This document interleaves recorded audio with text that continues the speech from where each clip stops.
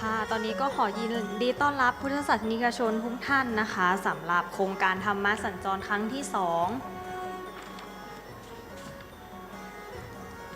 จัดโดยคณะสงฆ์ตำบลสุเทพร่วมกับหน่วยอบรมประชาชนตำบลสุเทพและเทศบาลตำบลสุเทพนะคะร่วมกันจัดโครงการธรรมะสัญจรและพิธีแสดงพระธรรมเทศนาอุพินนามสารกถา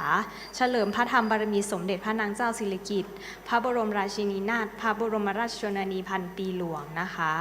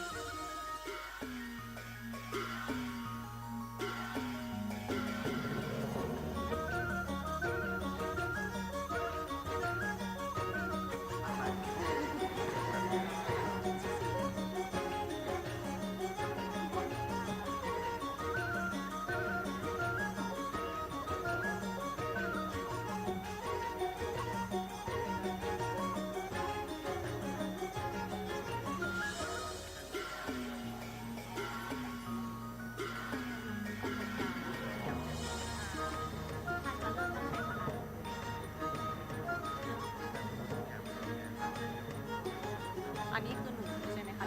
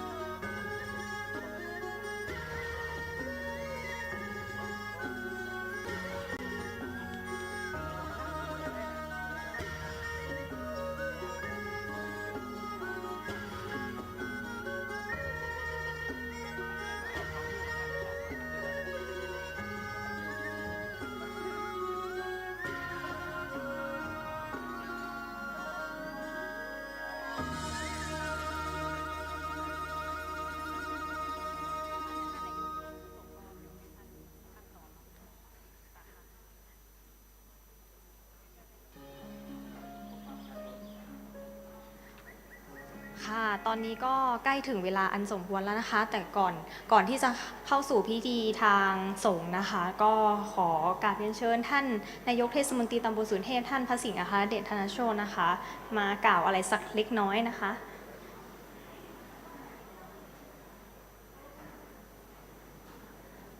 ครับสวัสดีนะครับกับนมัสการพระคุณเจ้าทุกรูปทุกองค์นะครับและกับสวัสดีพ่อแม่พี่น้องนักศีลนักบุญทุกท่านที่เคารพรักนะครับวันนี้ก็ดีใจนะครับที่ได้มาปะกับพ่อแม่พี่น้องนะครับนักศีลนักบุญตำบลสุเทพและกับประชาชนโดยทั่วไปนะครับที่จะมาวันนี้จะมาฝากในเขาสายบุญแล้วเนาะนะครับก็จะมาฝากบุญนะครับฝากบุญนะครับญาติโยมของเราครับพี่น้องศรัทธานะครับนักศีลนักบุญทุกท่านนะครับท่านเข้ามาแห่งนี้นะครับอันแรกที่ท่านเห็นนะครับคือองค์พระประธานนะครับองค์พระประธานองค์นี้นะครับ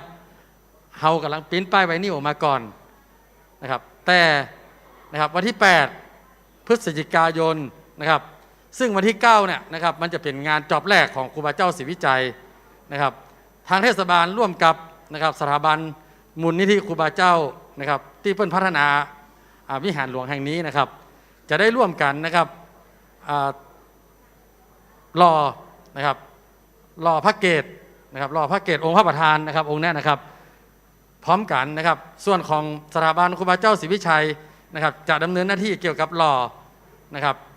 พระเกศหรือว่าเกศาของพระพุทธเจ้านะครับเพื่อจะเอามาประดิษฐานเป็นพระประธานในวิหารแห่งนี้ นะครับส่วนทางเทศบาลตำบลสุเทพนะครับจะได้หล่อองค์ครูบาเจ้าศรีวิชัยนะครับรูปเหมือนที่ตั้งเป็นอนุสรณ์สถานเป็นอนุสรณ์ที่น้ำตกห้วยแก้วที่ลานครูบาแห่งนี้นะครับองค์แบบนี้เลยนะครับดังนั้นนะครับสถาบันกับร่วมกับเทศบาลเขาจะรอวันเดียวกันนะครับก็เลยอยากจะฝากบุญกุศลนะครับใครจะมีจิตศรัทธาร่วมนะครับบุญกุศลในวันที่8นะครับก็เรียนเชิญนะครับแล้วก็บอกต่อๆไปตัวนะครับซึ่งการรอครูบาเจ้าศรีวิชัยนั้นนะครับไม่ได้รอเป็นพุทธพาณิชย์นะครับแต่เป็นรอการกุศลนะครับเพื่อที่จะช่วยเหลือสังคมต่อไปนะครับดังนั้นก็ขอประมาณตัวนะครับขอให้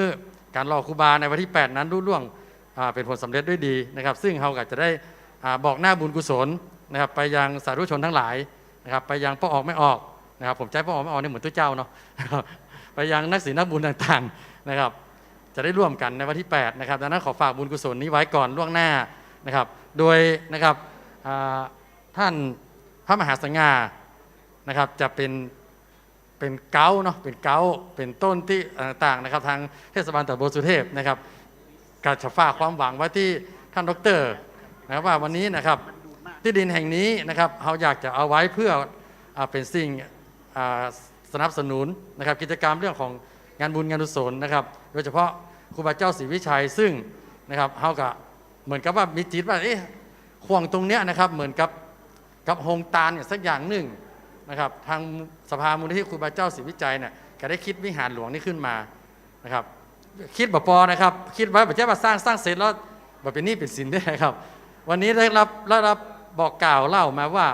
นะครับเรายังมีภาระหนี้สินนะครับในสถานที่แห่งนี้นะครับอยู่ประมาณ41 ล้านนะครับดังนั้นเขาก็ว่าเขาจะร่วมมือร่วมใจนะครับปลดปล่อยต่างๆนี้นะครับเพื่อสนับสนุนครูบาเจ้าศรีวิชัยนะครับที่เปิ้ลมาเปิดตางตรงนี้นะครับแล้วเราได้ใช้สถานที่แห่งนี้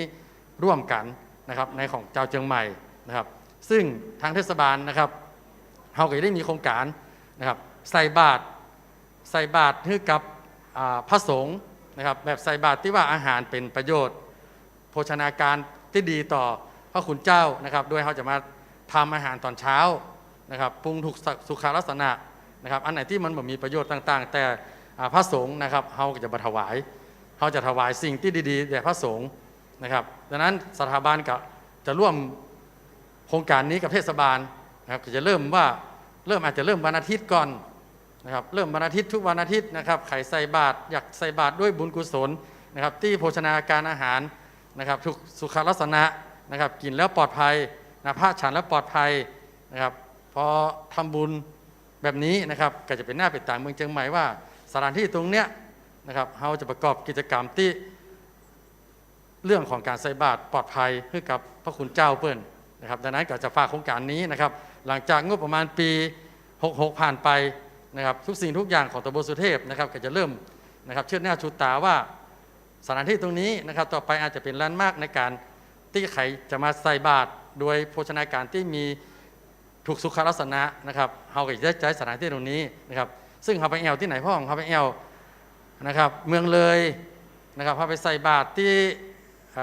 ถนนคนเดินเปิ้ลนะครับใครเคยไปลาวกับเปิ้ลก็ทำได้ดีนะครับดังนั้นเขาก็ว่าเขาอยากจะใช้สถานที่ตรงนี้นะครับมีพระคุณเจ้าเดินมานะครับผมอยู่ที่ไหนนะครับเดินมาเป็น100 รูปนะครับแล้วก็เขาก็จัดใส่บาตรแบบสวยงามนะครับสิ่งนี้นะครับทางเทศบาลตำบลสุเทพจะร่วมกับสถาบันนะครับครูบาเจ้าศรีวิชัยนะครับจะเปิดใส่บาตรแห่งนี้เนาะนะครับวันนี้ก็เขาจะร่วมกันนะครับรับบุญรับกุศลด้วยกันนะครับโดยการมาฟังธรรมะนะครับขอทุกท่านนะครับได้บุญได้กุศลด้วยกันครับขอบคุณครับขอเจริญพรขอบคุณท่านนายกพระศิลป์นายกล้านเนาะนายกล้านได้มาร่วมสานต่อเจตนาที่ดีที่เอาท่านทั้งหลายที่วัดเมื่อปีก่อนๆได้ประชาสัมพันธ์กับครูบาอาจารย์เฮากับพ่อแม่พี่น้องศรัทธาว่าเฮาหอมกันคนละ19 บาทถ้าใครยังจำได้เนาะปีก่อนนะว่าเฮาจะหอมกันคนละ19 บาทเพื่อแปลงวัดตาลให้ครูบาศรีวิจัยซื้อที่ปีก่อนนั้นที่นี่มีหนี้อยู่51 ล้านเมื่อปีก่อนนะ แล้วบอกว่าหลังจากที่พ่อแม่พี่น้องศรัทธาได้ร่วมกันทำบุญกินทานมาปีที่ก็ปีช่วงโควิด ก่อนที่โควิดจะเข้ามาเนี่ยเราได้ปัจจัยมาจำนวนหนึ่งก็ปัจจัยส่วนนั้นเอามาทางเทศบาล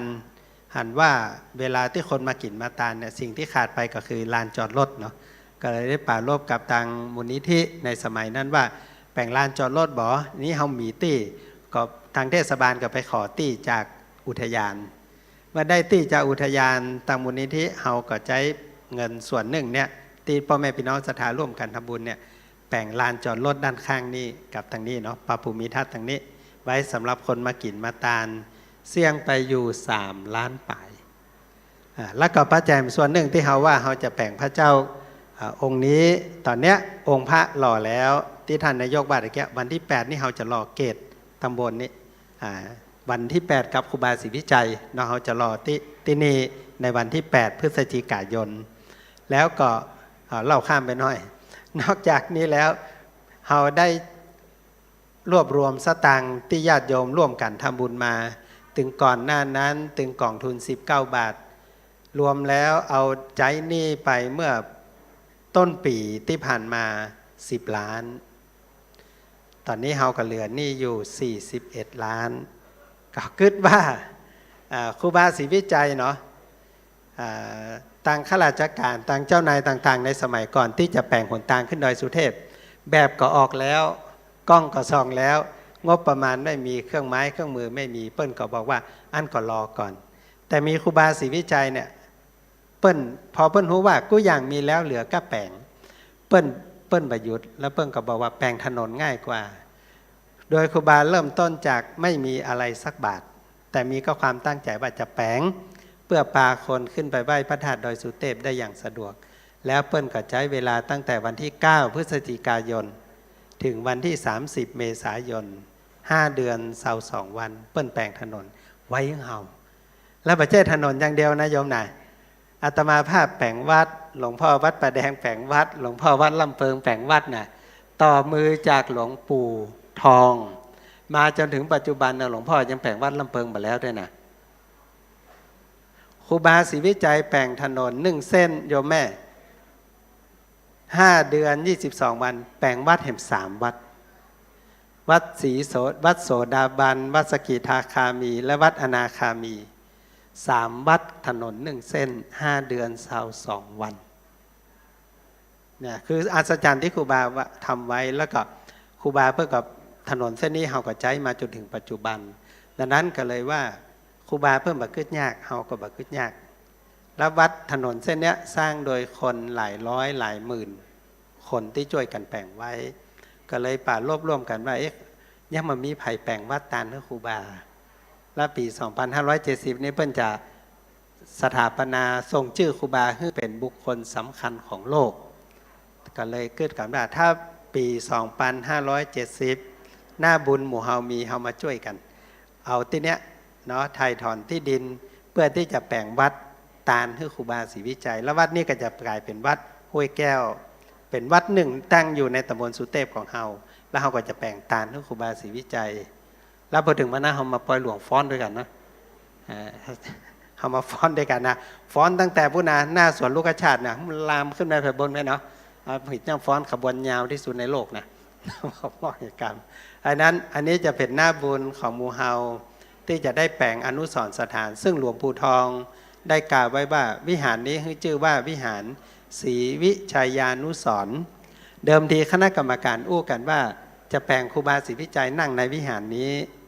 แต่ก่อนที่หลวงปู่จะมรณภาพหลวงปู่มาฮับกฐินมาฮับพระป่าที่นี่เดือนพฤศจิกายนแล้วหลวงปู่ก็บอกว่าวิหารเสร็จแล้วแต้นแก้วมีแล้วเหลือแต่พระประธานคือแผงพระประธานแล้วเอาปางตรัสรู้ก็คือปางนั่งสมาธินี้เพราะนั้นพระพุทธรูปองค์นี้เต้ากับว่าเฮานอกจากตาลให้ครูบาศรีวิจัยแล้วเฮาจะตาลให้กับหลวงปู่ทองเอาตัวซึ่งหลวงปู่เป็นเก้าเป็นกันของหมู่เฮาเนาะถ้าหลวงปู่บามาจี้มาบอกเนี่ยอันนี้ก็ยังมาได้ชื่อเตี้ยท่านนี้ก็ยังเซ็งกันเรื่องครูบากับพระเจ้าบาแล้วเตี้ยแต่หลวงปู่มาตัดสินให้หมดเลยว่าพระพุทธรูปต้องปางนี้ แล้วก็วิหารต้องจื่อนี้ที่นี่ก็จะกลายเป็นที่ปฏิบัติธรรมของตำบลสุเทพเฮาต่อไปในอนาคตเนาะอันนี้ก็จะเป็นหน้าบุญของหมู่เฮาที่จะทำร่วมกันต่อไป แล้วก็ก่อนที่เฮาจะเริ่มพิธีการข้างก่อนนั้นเฮาได้ให้ลูกหลานเฮาบอกว่ามาสาธิตการสวดทำนองสารพัญญะเฮาสาธิตที่วัดช่างทองเรียบร้อยแล้วงวดนี้ไม่สาธิตแล้วโยมเอาแต่เลยเนาะเราจะให้ลูกหลานเนี่ยซึ่งเป็นอนาคตของหมู่เฮาเจ้าตำบลสุเทพเพราะนั้นวันนี้เฮาจะให้เยาวชนลูกหลานเป็นผู้นำในการไหว้พระเนาะสมาทานศีลซึ่งแห่งสักกรรมหนึ่งหลังจากที่ญาติโยมเข้านั่งเป็นที่เรียบร้อยแล้วจะได้เจริญพรเชิญท่านนายกจุดเป็นประธานจุดธูปเทียนบูชาพระรัตนตรัยแล้วก็ในโอกาสนี้ลูกหลานป่งน้อยโรงเรียนมีไหนลูกฮะอ๋ออยู่ด้านข้างที่จะนำไหว้พระนะมาทางหน้านี่ก่อนลูกมาก่อนเลยเดี๋ยวเราจะได้ให้ลูกหลานเป็นต้นเสียงแล้วหมู่เฮาก็สวดไปพร้อมๆกับลูกกับหลานเฮาเนาะองค์ใดพระสัมพุทธนั่นนะตุเจ้าตัวเนอะตุเจ้าตัวโยมตัวนะสวดตัวกันให้เสียงดังๆก้องวิหารนี้เนาะเจริญพรมาลูกๆนักเรียนโรงเรียนโป่งน้อยที่จะสวดทำนองสารพัญญาลูกเชิญขึ้นมาตำบลนี่เลยเดี๋ยวเราจะได้เชิญท่านนายกจุดธูปเทียนบูชาพระรัตนตรัยแล้วเราก็จะได้สวดพร้อมกันวันนี้มีกี่คนลูกมาเดินมาทางหน้านี่เลยมาใครเป็นต้นเสียงนำมาเลยลูก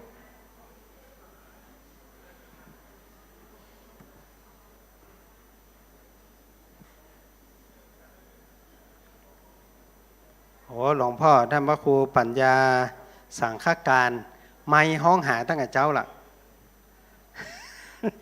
มีชื่ออยู่กับไม้มายอมมาน่ะ บัตันเจริญพรมานั่งตรงนี้ใครเป็นต้นเสียงลูกนั่งเลยรถติดไฟแดงนั่งตรงนี้ลูกหันหน้าไปทางพระประธาน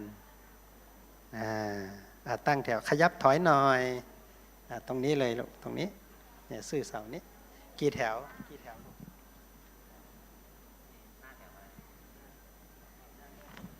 2 3ให้กลับได้เลย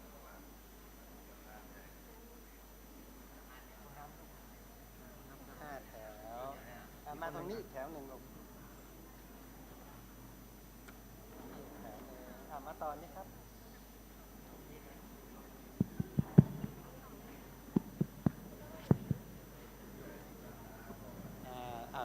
จัดแถวให้เรียบร้อยพ้นผมหน่อยก็ได้ลูกแถวสุดท้ายเอาผมเป็นเอาหัวเข่าไว้สื่อผมเลยจับได้ไหมลูกจับได้ไหม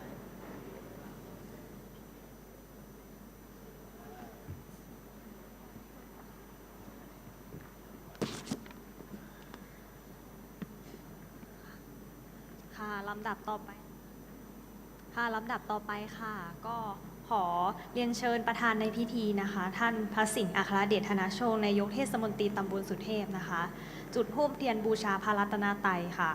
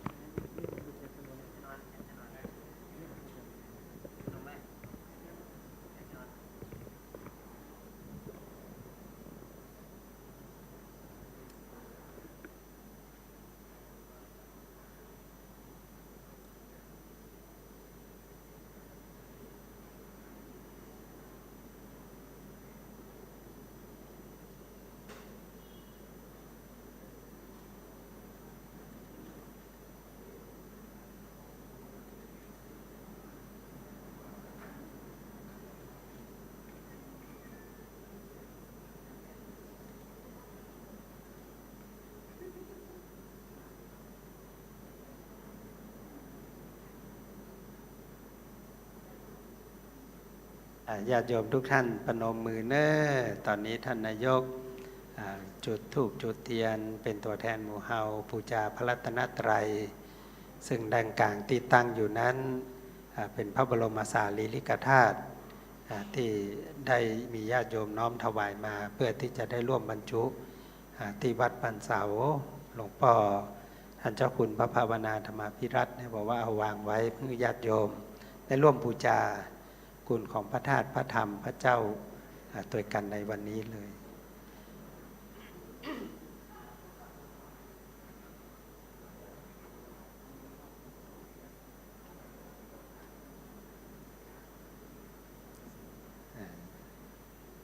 โอกาสนี้เราจะได้ลูกหลานของตำบลสุเทพเฮาจะได้กล่าวนำบูชาพระรัตนตรัยแล้วเราก็จะอธิษฐานว่าไปพร้อมๆกันเจริญพรเน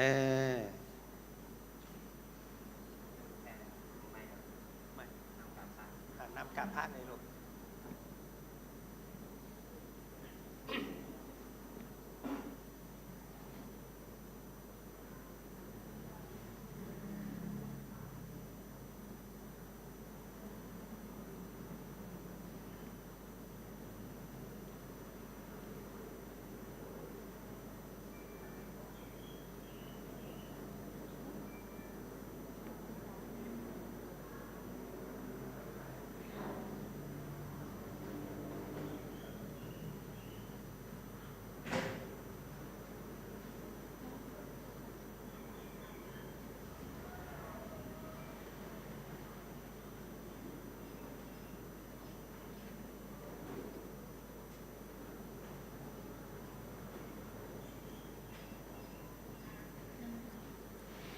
อะ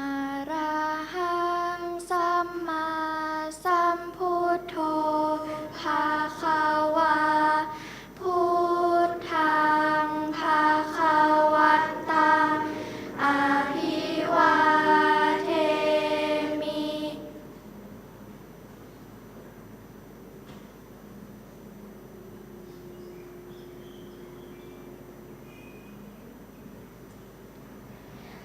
สวากขาโตภะคะวะตาธัมโมธัมมังนามัสสามิ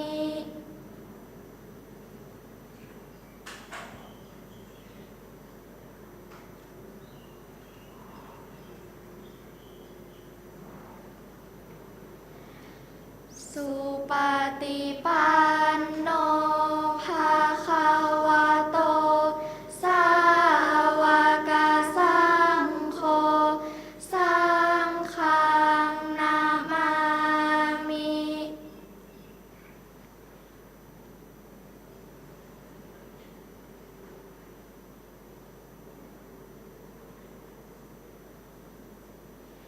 นะโม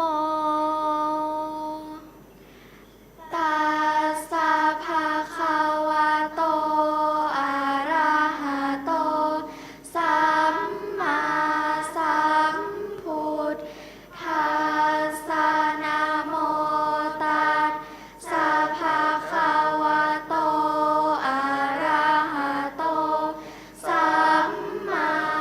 สัมพุทธัสสะ นะโมตัส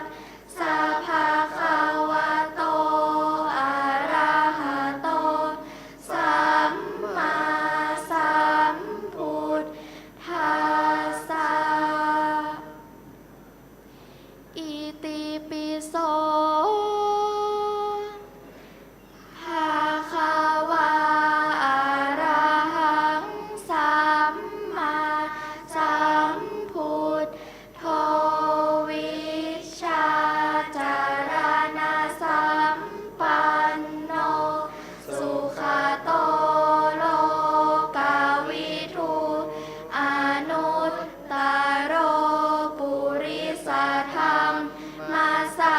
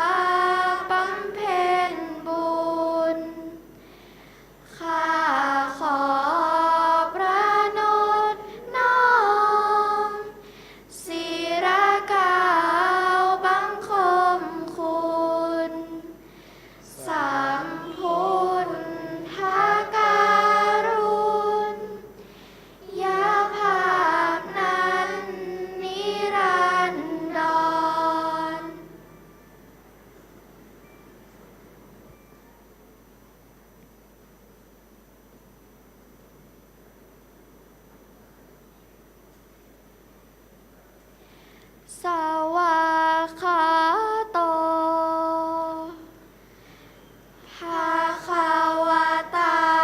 ธัมโมสันทิฏฐิโกอากา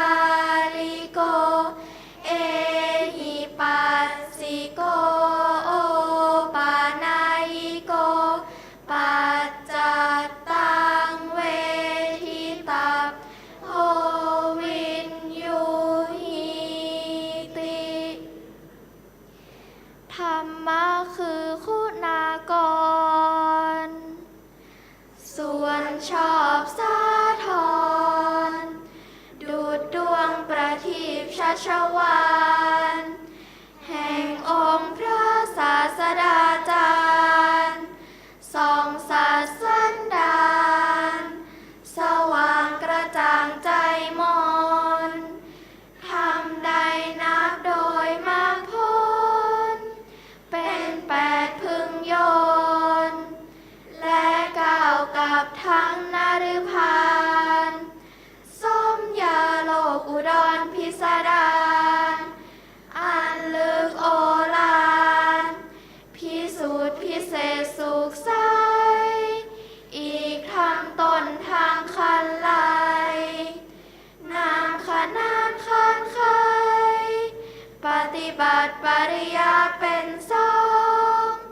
คือทางดำเนินดุจคลองให้ล่วงลูกปองยังโลกอุดรโดยตรงข้าขอโอนอ่อนอุตมงค์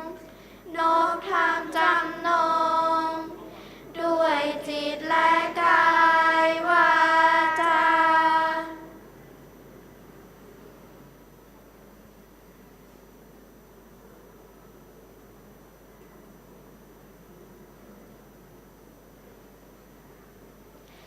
สุปฏิปันโน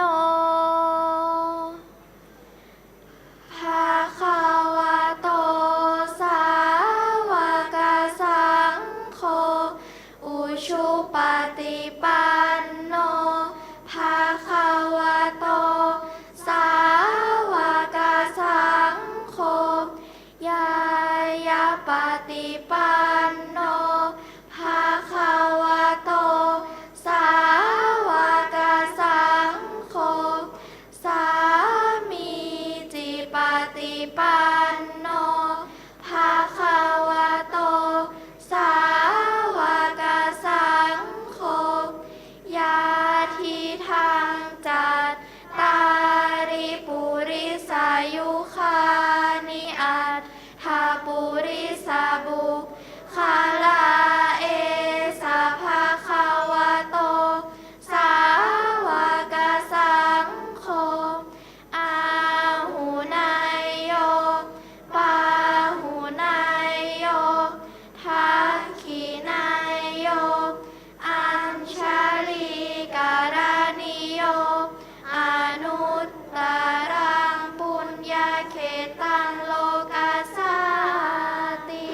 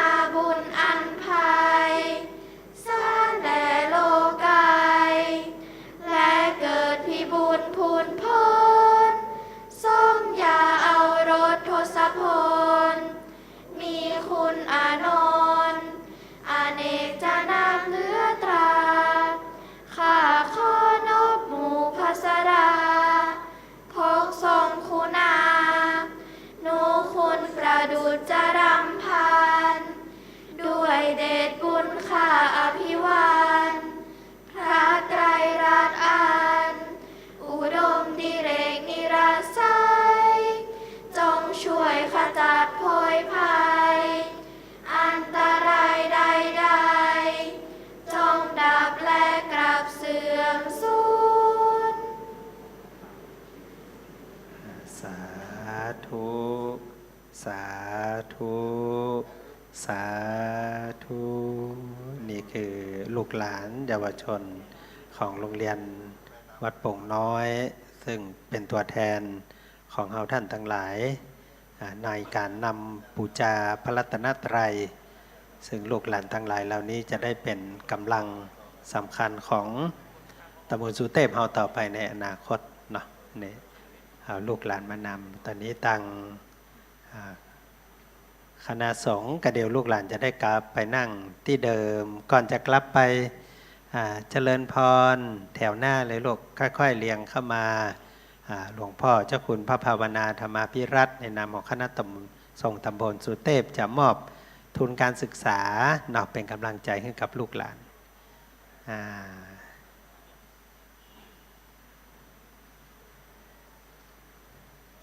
เข้ามาใกล้ๆลูกเดินขยับเข้ามาใกล้ๆแล้วก็กลับไปนั่งที่เลยเนี่ยโยม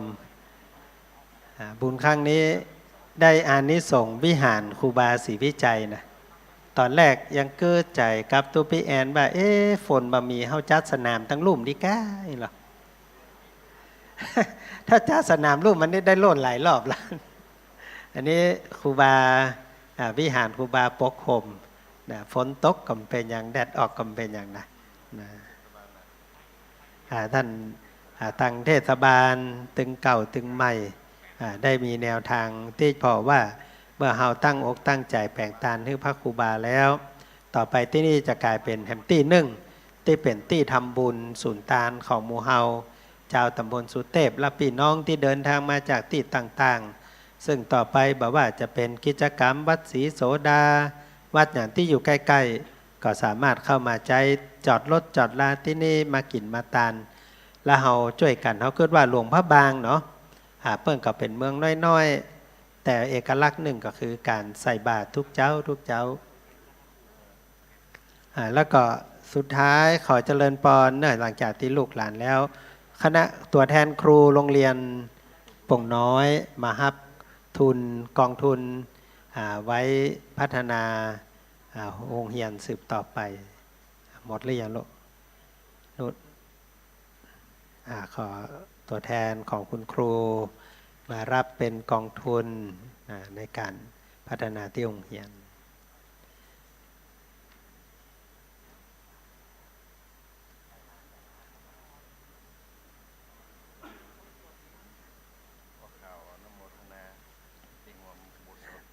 สาธุ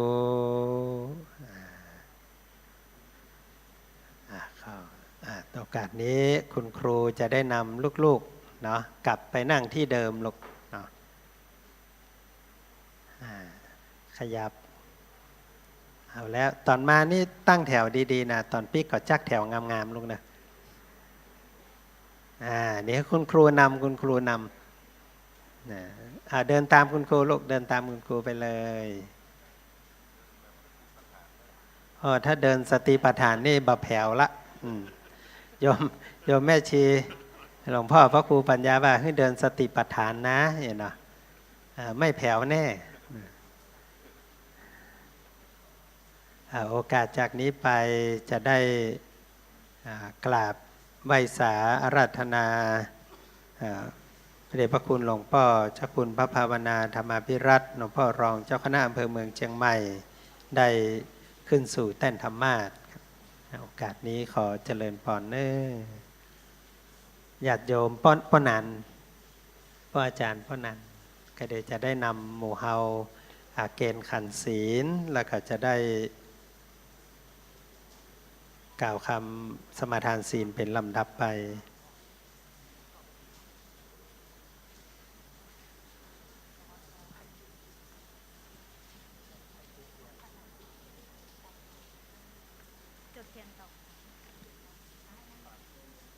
ค่ะลำดับต่อไปค่ะเป็นการจุดเทียนส่องธรรมโดยท่านปลัดเทศบาลตำบลสุเทพนายเทพนิมิตรแสนพรหมค่ะ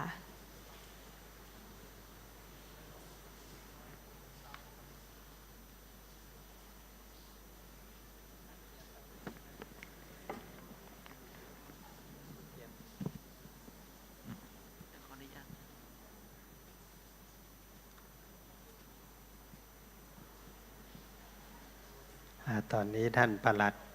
จะได้นำเป็นตัวแทนหมู่เฮาจุดเตียนปูชาพระธรรมญาติโยมปนมมืออธิษฐานเนอคือแสงธรรมเป็นแสงปัญญาที่หลวงพ่อจะได้นำมาเทศนาส่องต่างชีวิตการบำเพ็ญปฏิบัติของเฮาสืบไป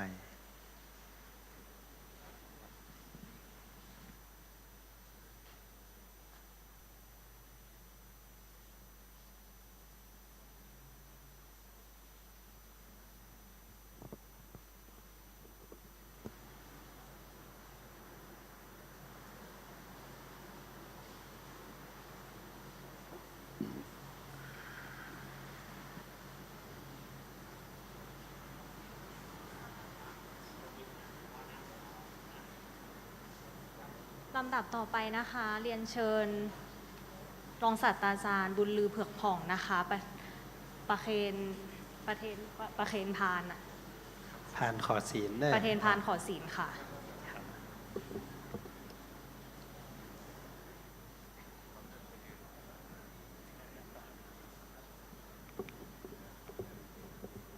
ทำได้ดี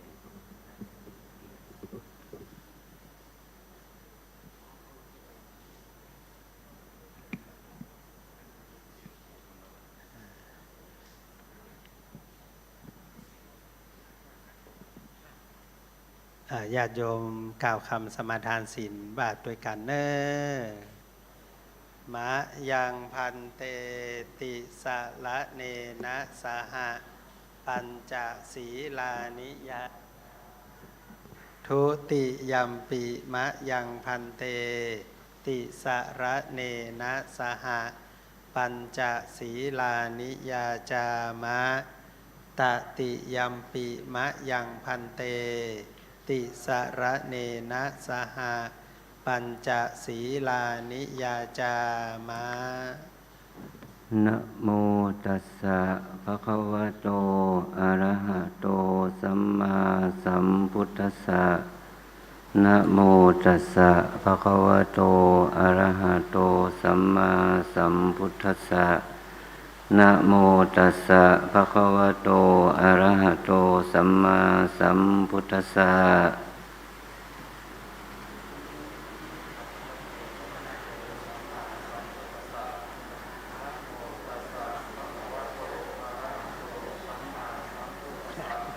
นะโมตัสสะภะคะวะโตอะระหะโตสัมมาตัสสะ พุทธังสรณังคัจฉามิ พุทธังสรณังคัจฉามิ ธัมมังสรณังคัจฉามิ ธัมมังสรณังคัจฉามิ สังฆังสรณังคัจฉามิ สังฆังสรณังคัจฉามิ ทุติยัมปิพุทธังสรณังคัจฉามิ ทุติยัมปิพุทธังสรณังคัจฉามิ ทุติยัมปิธัมมังสรณังคัจฉามิ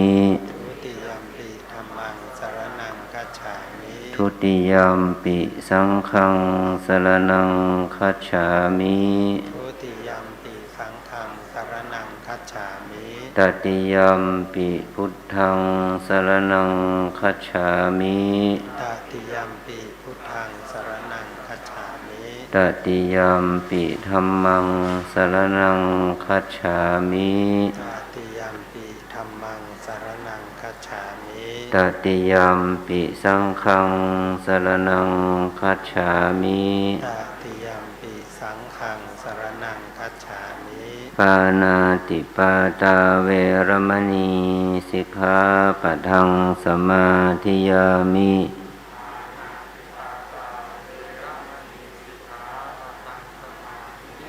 อาทินนาทานาเวรมณีสิกขาปะทังสมาธิยามิ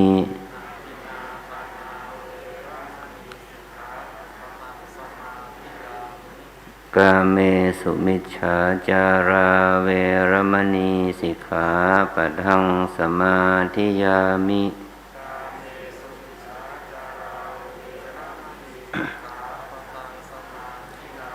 มุสาวาทาเวรมณีสิกขาปะทังสมาธิยามิ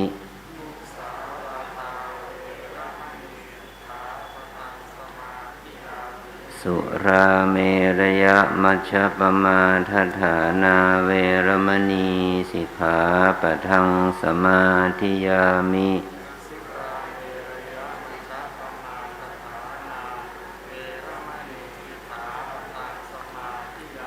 อิมานิปัญจสิกขาปทานิสีเลนะสุขติงยันติ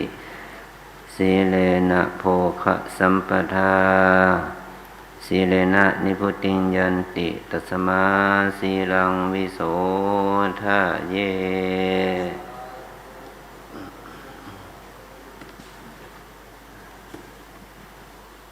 โอกาสนี้เราจะได้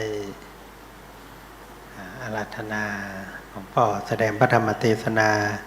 ซึ่งเป็นหัวใจของโครงการธรรมสัญจรหัวใจของโครงการธรรมสัญจรครั้งที่2เพื่อเฉลิมพระบารมีสมเด็จพระนางเจ้าสิริกิติ์พระบรมราชินีนาถพระบรมราชชนนีพันปีหลวง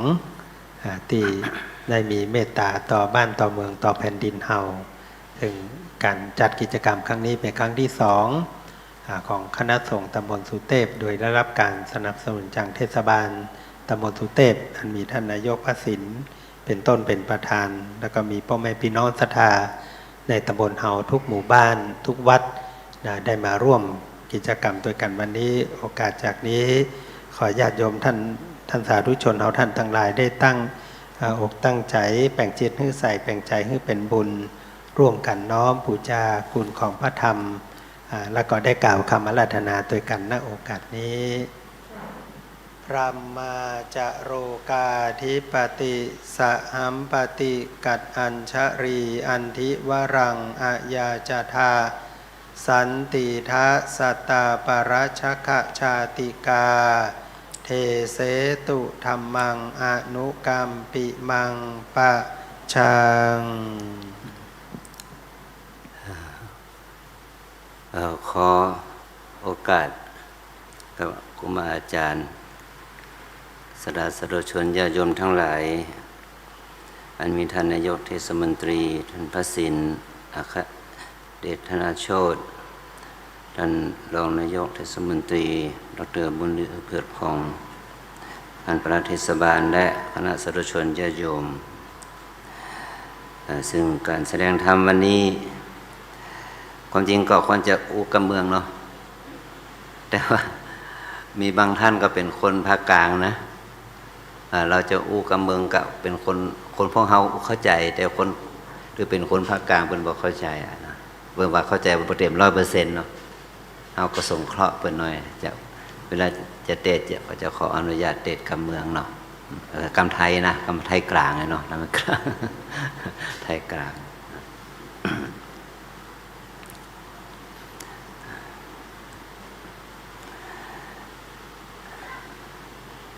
นะโมตัสสะภะคะวะโตอะระหะโตสัมมาสัมพุทธัสสะนะโมตัสสะ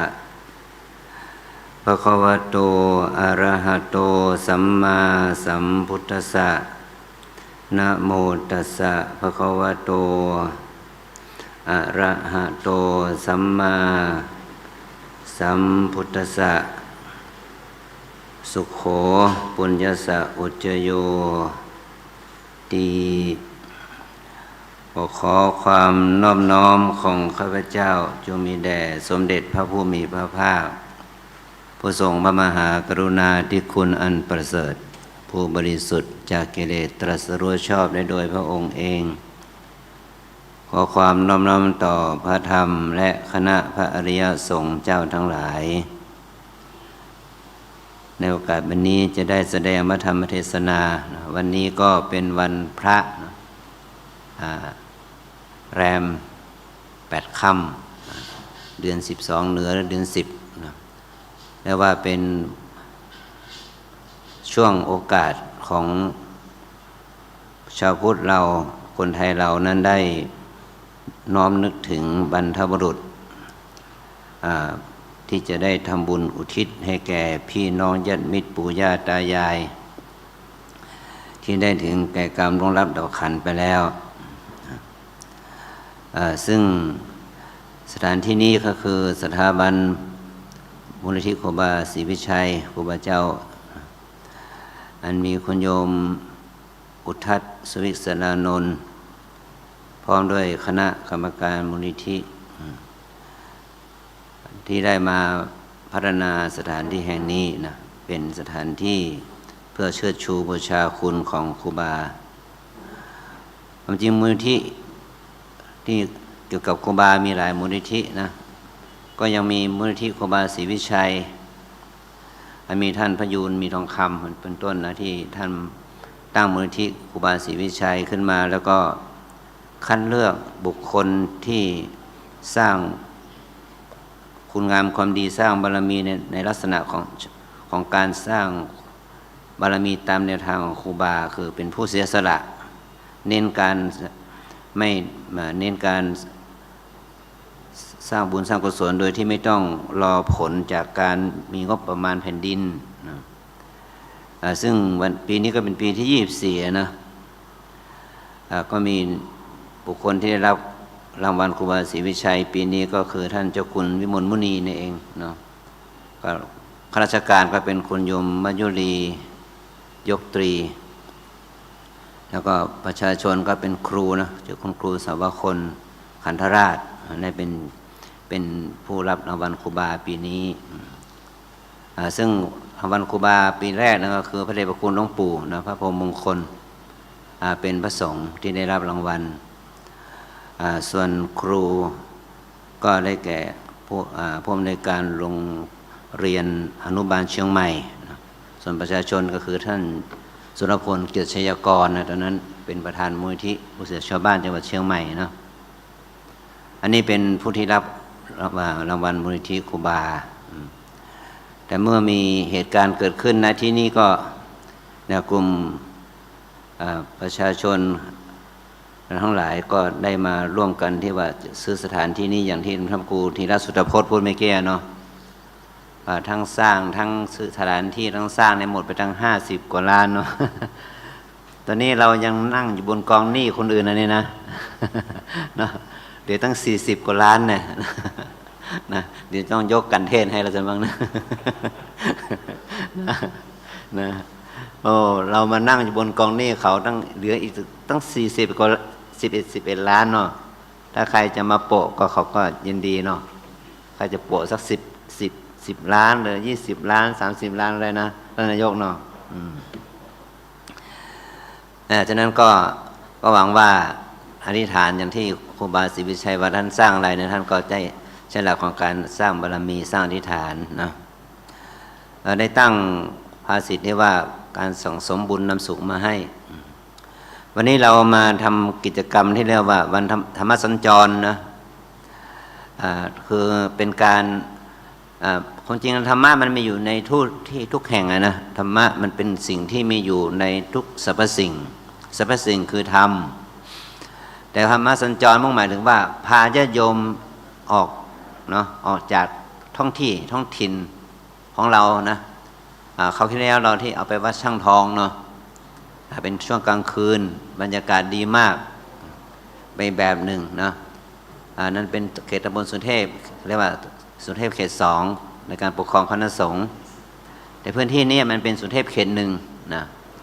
สุเทพเขต2ก็มีพระครูธีรสุตพจน์เป็นเจ้าคณะตำบลสมัยก่อนหลวงพ่อพระครูสุขนศิลป์เป็นเจ้าคณะตำบลสุเทพเขต1ก็คือมีพระครู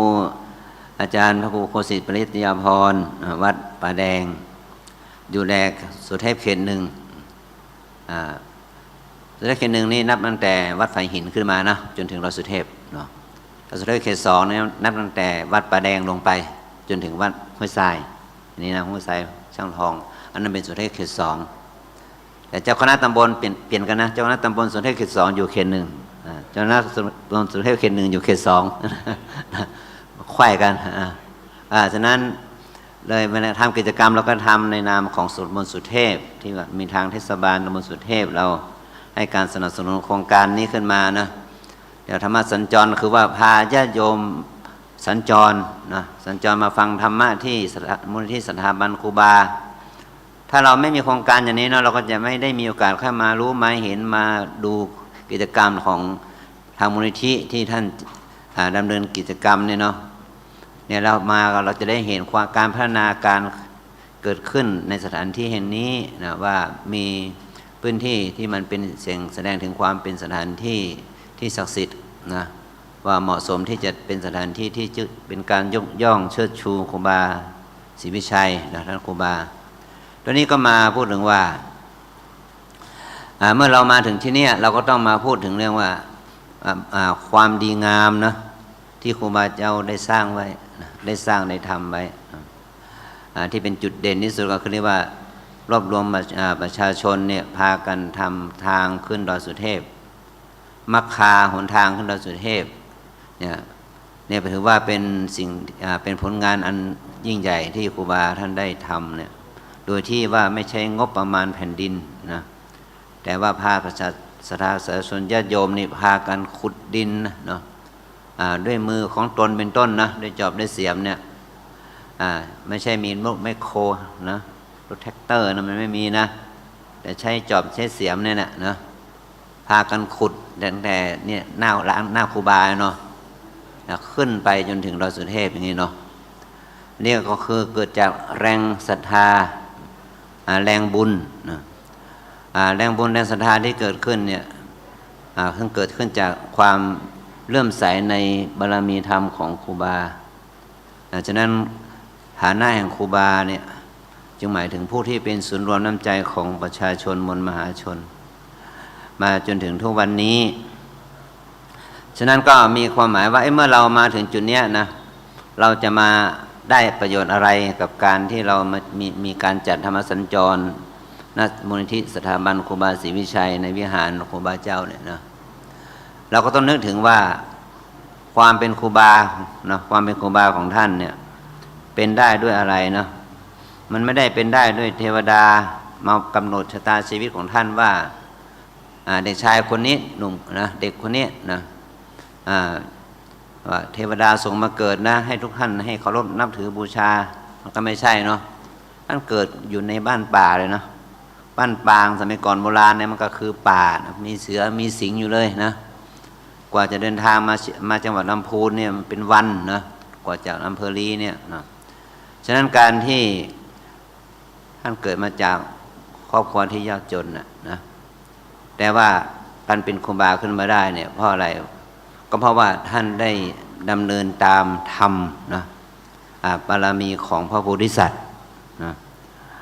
พระโพธิสัตว์ทุกพระองค์นะก่อนที่จะได้เป็นพระพุทธเจ้าเนี่ยนะพระเดชพระคุณหลวงปู่พระโพธิ์มงคลท่านก็ได้กล่าวให้เตือนใจเราไว้บ่อยๆว่าในคัมภีร์มูลศาสนาคัมภีร์มูลศาสนาก็หมายถึงว่ามูลในเหตุในการเกิดขึ้นของศาสนาเนาะที่ท่านกล่าวว่ามีมหาบุรุษเนี่ยคือพระโพธิสัตว์เนี่ย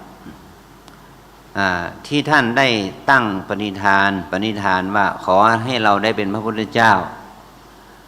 แล้วก็ทำความดีแล้วก็ตั้งอธิษฐานจิตว่าขอให้เราได้เป็นพระพุทธเจ้าเนี่ยต้องใช้บารมีใช้เวลาในการบำเพ็ญถึง7 อสงไขยนะ7 อสงไขยแล้วปากว่าขอให้เราได้เป็นพระพุทธเจ้า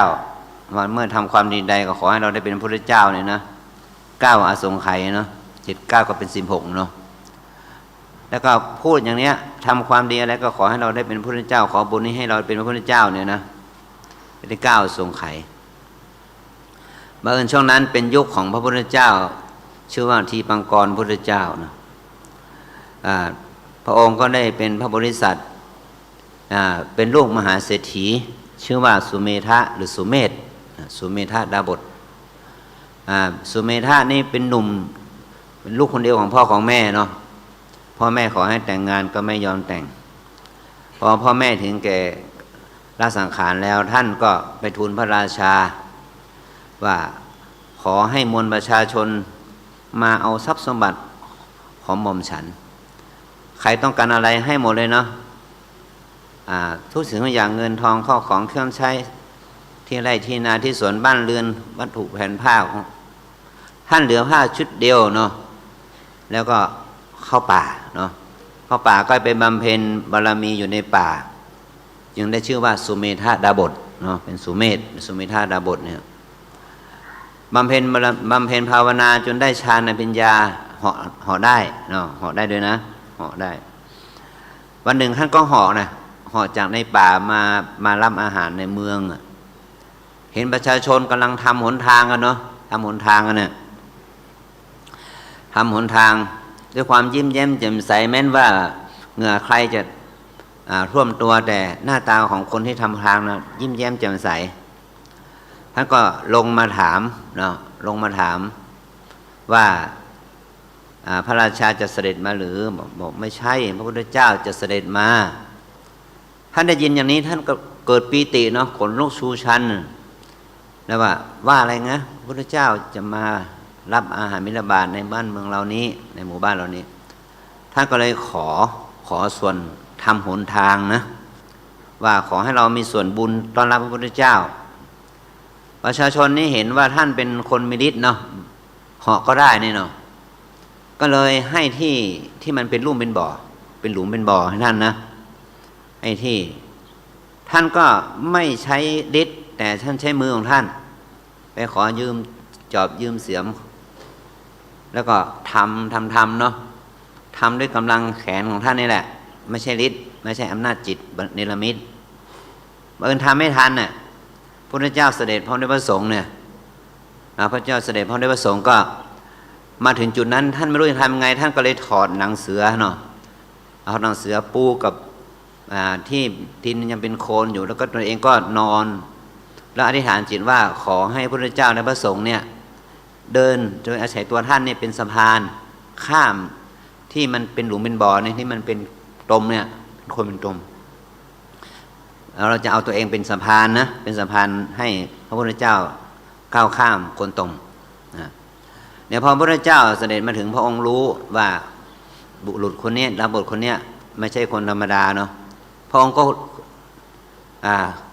เหยียบเลยนะขึ้นไปเหยียบ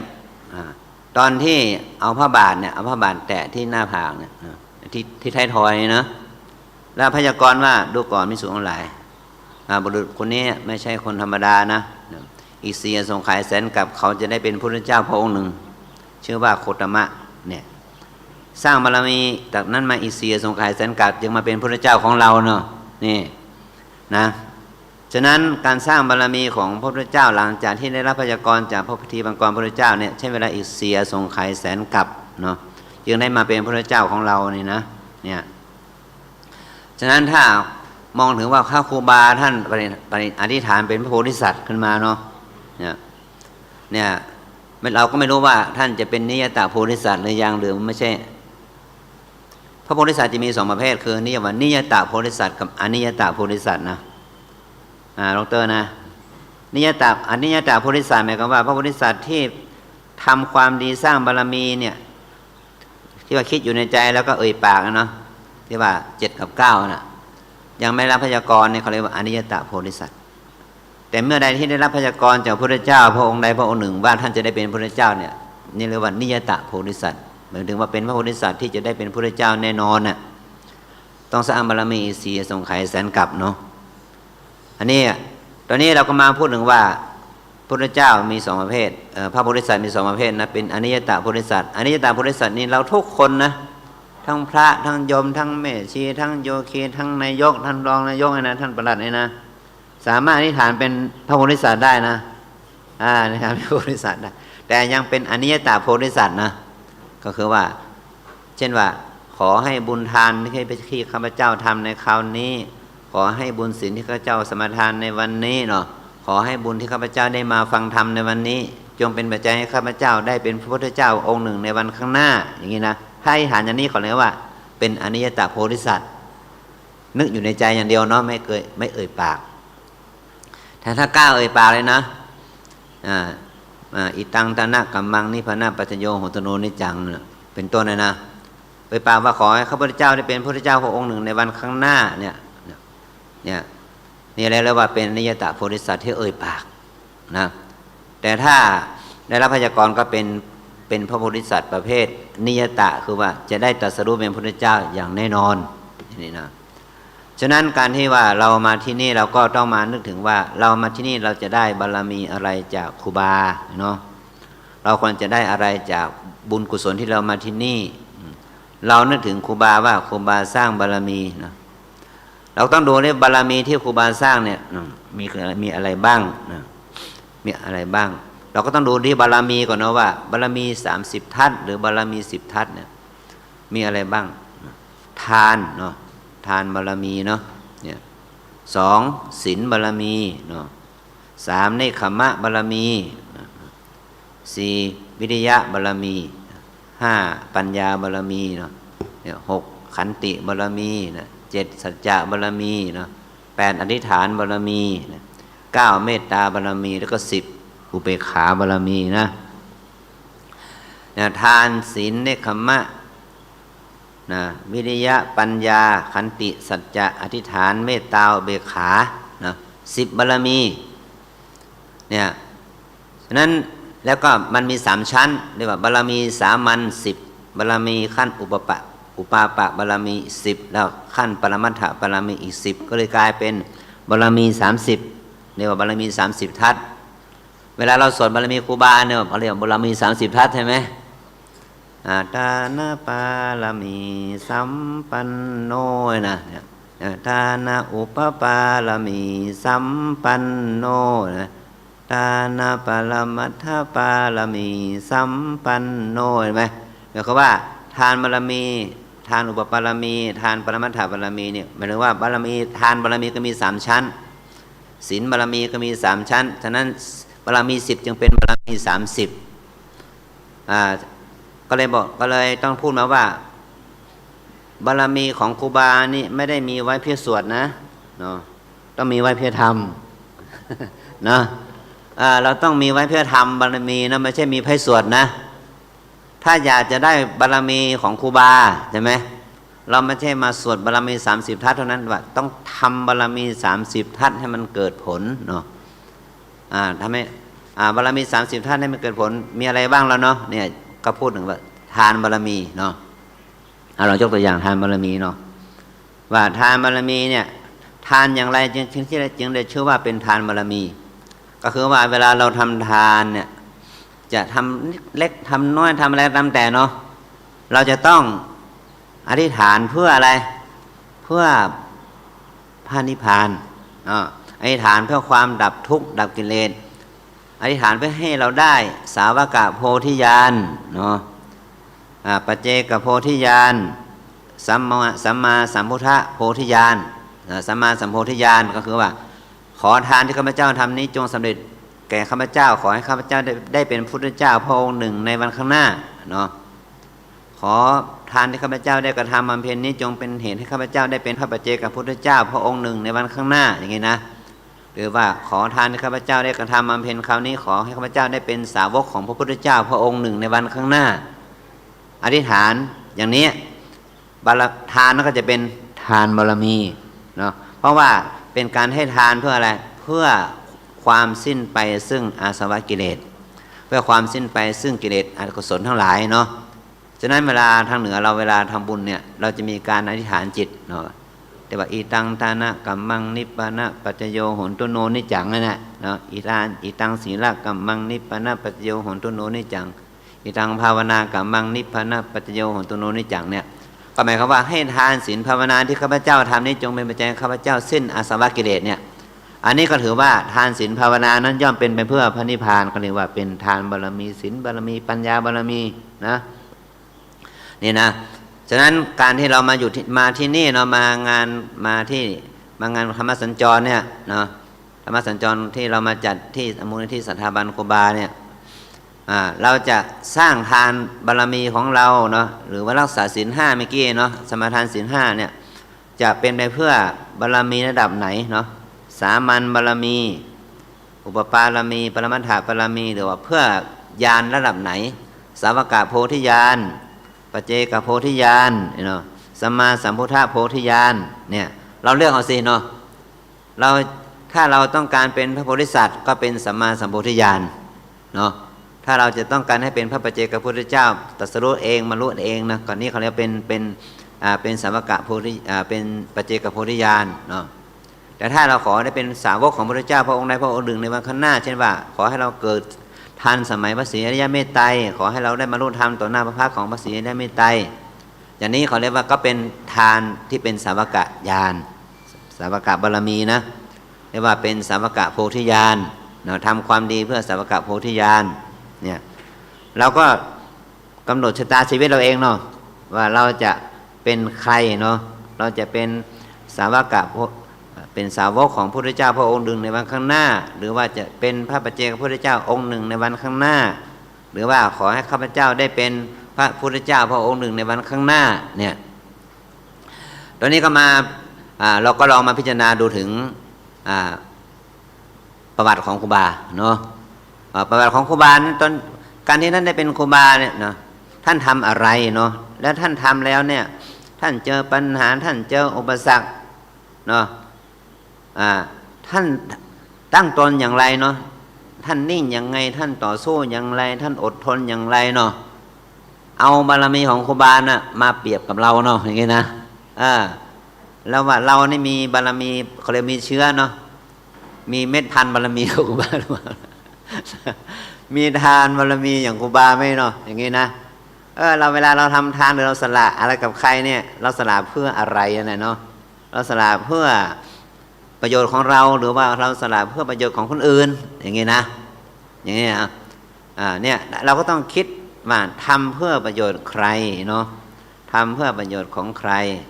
อย่างเป็นกับว่าครูบาที่ท่านนำพาญาติโยมสร้างถนนขึ้นดอยสุเทพเนี่ย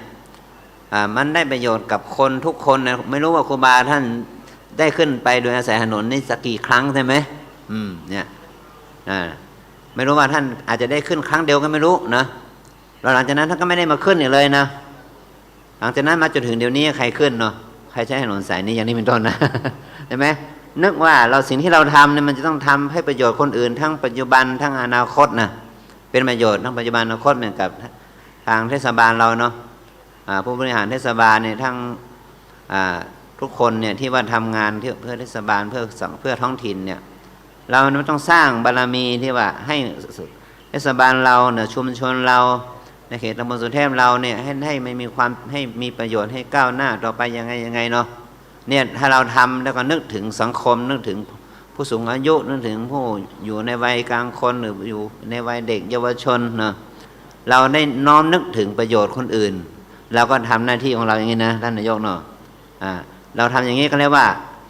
นึกถึงประโยชน์คนอื่นเนี่ยมันก็เป็นบารมีแล้วนี่นะสร้างบารมีให้คนอื่น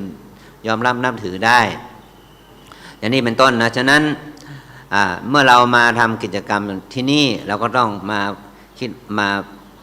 าพิจารณาว่าตัวเราเนี่ยนะไม่ว่าจะเป็นสามเณรน้อยๆนะเป็นพระภิกษุหนุ่มศรัทธาสาธุชนญาติโยมประสงค์ประสิกาว่าเราเป้าหมายของเราในการสร้างสมบุญเนี่ยว่าการสั่งสมบุญนำสุขมาให้เนี่ยนะว่าเราสร้างสมบุญอะไรเนาะบุญทานบุญศีลบุญภาวนาอย่างนี้เราฟังเทศน์นี่เป็นบุญภาวนานะบุญทานบุญศีลบุญภาวนาเนี่ยเราไปสร้างบุญนี้แล้วเพื่ออะไรเนี่ยเพื่อเนี่ยพระนิพพานเนาะเพื่อความชำระกิเลสเพื่อความสิ้นไปซึ่งกิเลสเพื่อความดับทุกข์เนี่ยถ้าเรามีความตั้งใจและมีความคิดอย่างนี้เนี่ยสุขที่เราจะได้ก็อย่างที่ว่าโลกิยสุขเนาะโลกุตระสุขนี่นะโลกุตระสุขโลกิยสุขโลกิยสุขก็คือสุขที่อยู่กับโลกเนาะที่ว่าเรามาโลกิยสุขก็มีมนุษย์สมบัติสวรรค์สมบัติเนาะเนี่ยโลกิยสุขก็คือมนุษย์สมบัติสวรรค์สมบัติอย่างที่เราเกิดมาเป็นมนุษย์เนาะเราเกิดมาแล้วเราได้เพศหญิงเพศชายอย่างนี้เป็นต้นนะแล้วก็ได้มาพบพุทธศาสนาเนาะได้มาบำเพ็ญทานศีลภาวนาเนี่ยมาทำกิจกรรมน้อยใหญ่เนี่ยมาถึงจุดนี้ได้เพราะอะไรเพราะเรามีมนุษย์สมบัติมนุษย์สมบัติของเราเนี่ยมันคืออะไรเนาะไม่ใช่ทรัพย์สินเงินทองบ้านเรือนคำว่ามนุษย์สมบัติของเราก็คือว่าเราเป็นมนุษย์ที่มีตาดีเนาะหูดีเนาะมือดีเท้าดีมันสมองดีนะไม่บอดหนวกใบ้บ้าปัญญาอ่อนเนาะไม่พิกลพิการนะนี่แหละคือมนุษย์สมบัติของเราเนาะเรามีสติมีปัญญาพอที่จะฟังอะไรรู้เรื่อง อ่านได้เขียนออกเนาะสามารถเรียนรู้สามารถพัฒนาคุณงามความดีให้เกิดขึ้นได้สามารถเอามือเอาเท้าเอาชีวิตของเราที่มีอยู่เนี่ยสามารถสร้างประโยชน์เกื้อกูลต่อคนอื่นและตน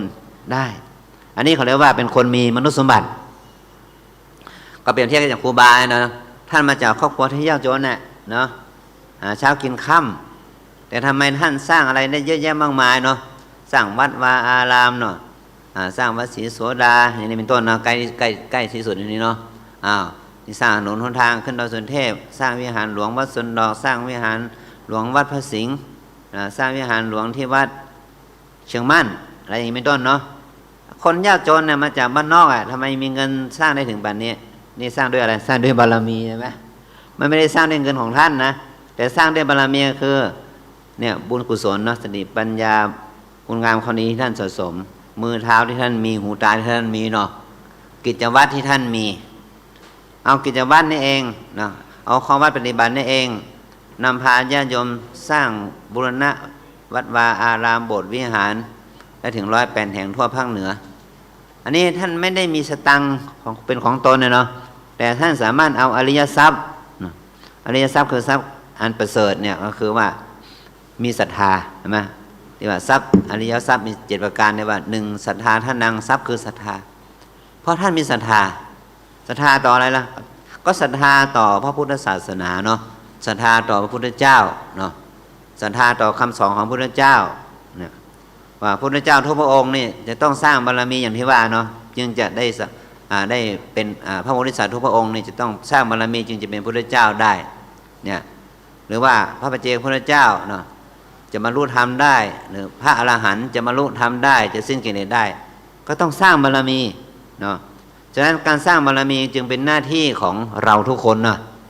ไม่ใช่คนใดคนหนึ่งเนาะอย่างที่อย่างที่พูดเมื่อกี้นะให้ข้อแนะนำว่าเรามาที่นี่เนี่ยเรามาเอาครูบาเป็นต้นแบบนะในการสร้างบารมีเนาะแต่เมื่อเราสร้างบารมีหรือว่าทำความดีเพื่อประโยชน์ส่วนรวมแล้วเนี่ยนะถ้าเราเจอปัญหามีอุปสรรคเนาะอะไรเกิดขึ้นเราจะต้องมีนิ่งได้ทนได้เนาะต้องนิ่งได้ทนได้เนาะต้องจิตใจตั้งมั่นมีความเพียรมีความอดทนถึงถูกเขาใส่ร้ายป้ายสีก็ต้องนิ่งได้ทนได้เนาะไม่ท้อถอยไม่หมดกำลังใจอย่างนี้เนาะทำความดีให้เต็มที่เนี่ยผลงานของท่านเนี่ยไหมท่านอายุแค่60 ปีครูบายังหนุ่มกว่าอาตมานะตอนนี้อาตมา61แล้วเนาะครูบาแค่60อาตมาก็แก่กว่าครูบาไปแล้ว1 ปีนะถ้าเราเปรียบเทียบกับครูบาเราอายุ61 ปีบารมีของเรามันไม่ได้1/2ของท่านนะอย่างนี้เนาะเดี๋ยวท่านเนี่ยอายุ60ท่านก็มรณภาพแล้วไงแต่ถ้ามันบารมีของท่านสร้างในช่วงประมาณ20 กว่า30 40 50เนาะก็เรียกว่าครูบามีเวลาสร้างบารมีเพียงแค่ประมาณ30 ปี30 กว่าปีเท่านั้นเองนะไม่มากเนาะลองบางทีการสร้างบารมีมันถึงว่าโอกาสเหมาะช่วงเวลามันเหมาะสถานการณ์เหตุการณ์มันเหมาะมันจึงสร้างได้เป็นลักษณะพิเศษเนี่ยเพราะว่ามีศาสดาบางท่านแม้แต่ศาสดาคริสต์ศาสนาเนาะพระเยซูท่านสร้างบารมีแค่3 ปีเนาะท่านประกาศธรรมเลยเนาะแค่3 ปีแต่ท่านอายุแค่33เขาก็เลยนับชีวิตของความเป็นพระเจ้าของท่านตั้งแต่เกิดแค่33 ปีแต่เวลาในการทำหน้าที่เผยแพร่ธรรมแค่3 ปี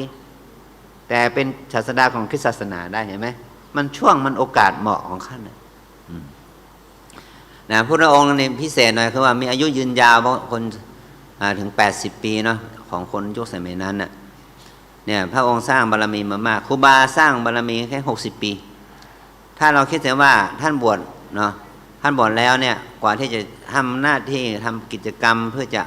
ออกเผยแพร่ธรรมออกไปสร้างบารมีเนี่ยประมาณ30 ปีเนาะประมาณตั้งแต่อายุประมาณ30 ถึง 60เนี่ยเห็นไหมไม่นานแต่ว่ามันโอกาสช่วงนั้นมันเหมาะเนาะเพราะว่าบ้านเมืองเราสมัยนั้นมันยังยากจนข้นแค้นเนาะมันไม่ใช่ร่ำรวยคือว่าวัตถุการเดินทางยานพาหนะเนาะมันยังไม่เอื้อเนาะมันยังไม่เอื้อต่อการที่จะ ดำเนินให้ชีวิตของเราให้สะดวกสบายเหมือนกับปัจจุบันเนี่ยนะแต่ปัจจุบันนี้วัตถุยานพาหนะอะไรทุกสิ่งทุกอย่างมันสะดวกกับเรานะการช่วยเหลือเกื้อกูลกันในลักษณะที่จะเสียสละกันแบบสมัยครูบามันไม่มีแล้วนะมันก็เป็นอีกยุคหนึ่งที่ว่าเราก็ปรับเนาะปรับฐานสร้างบุญสร้างกุศลกันใหม่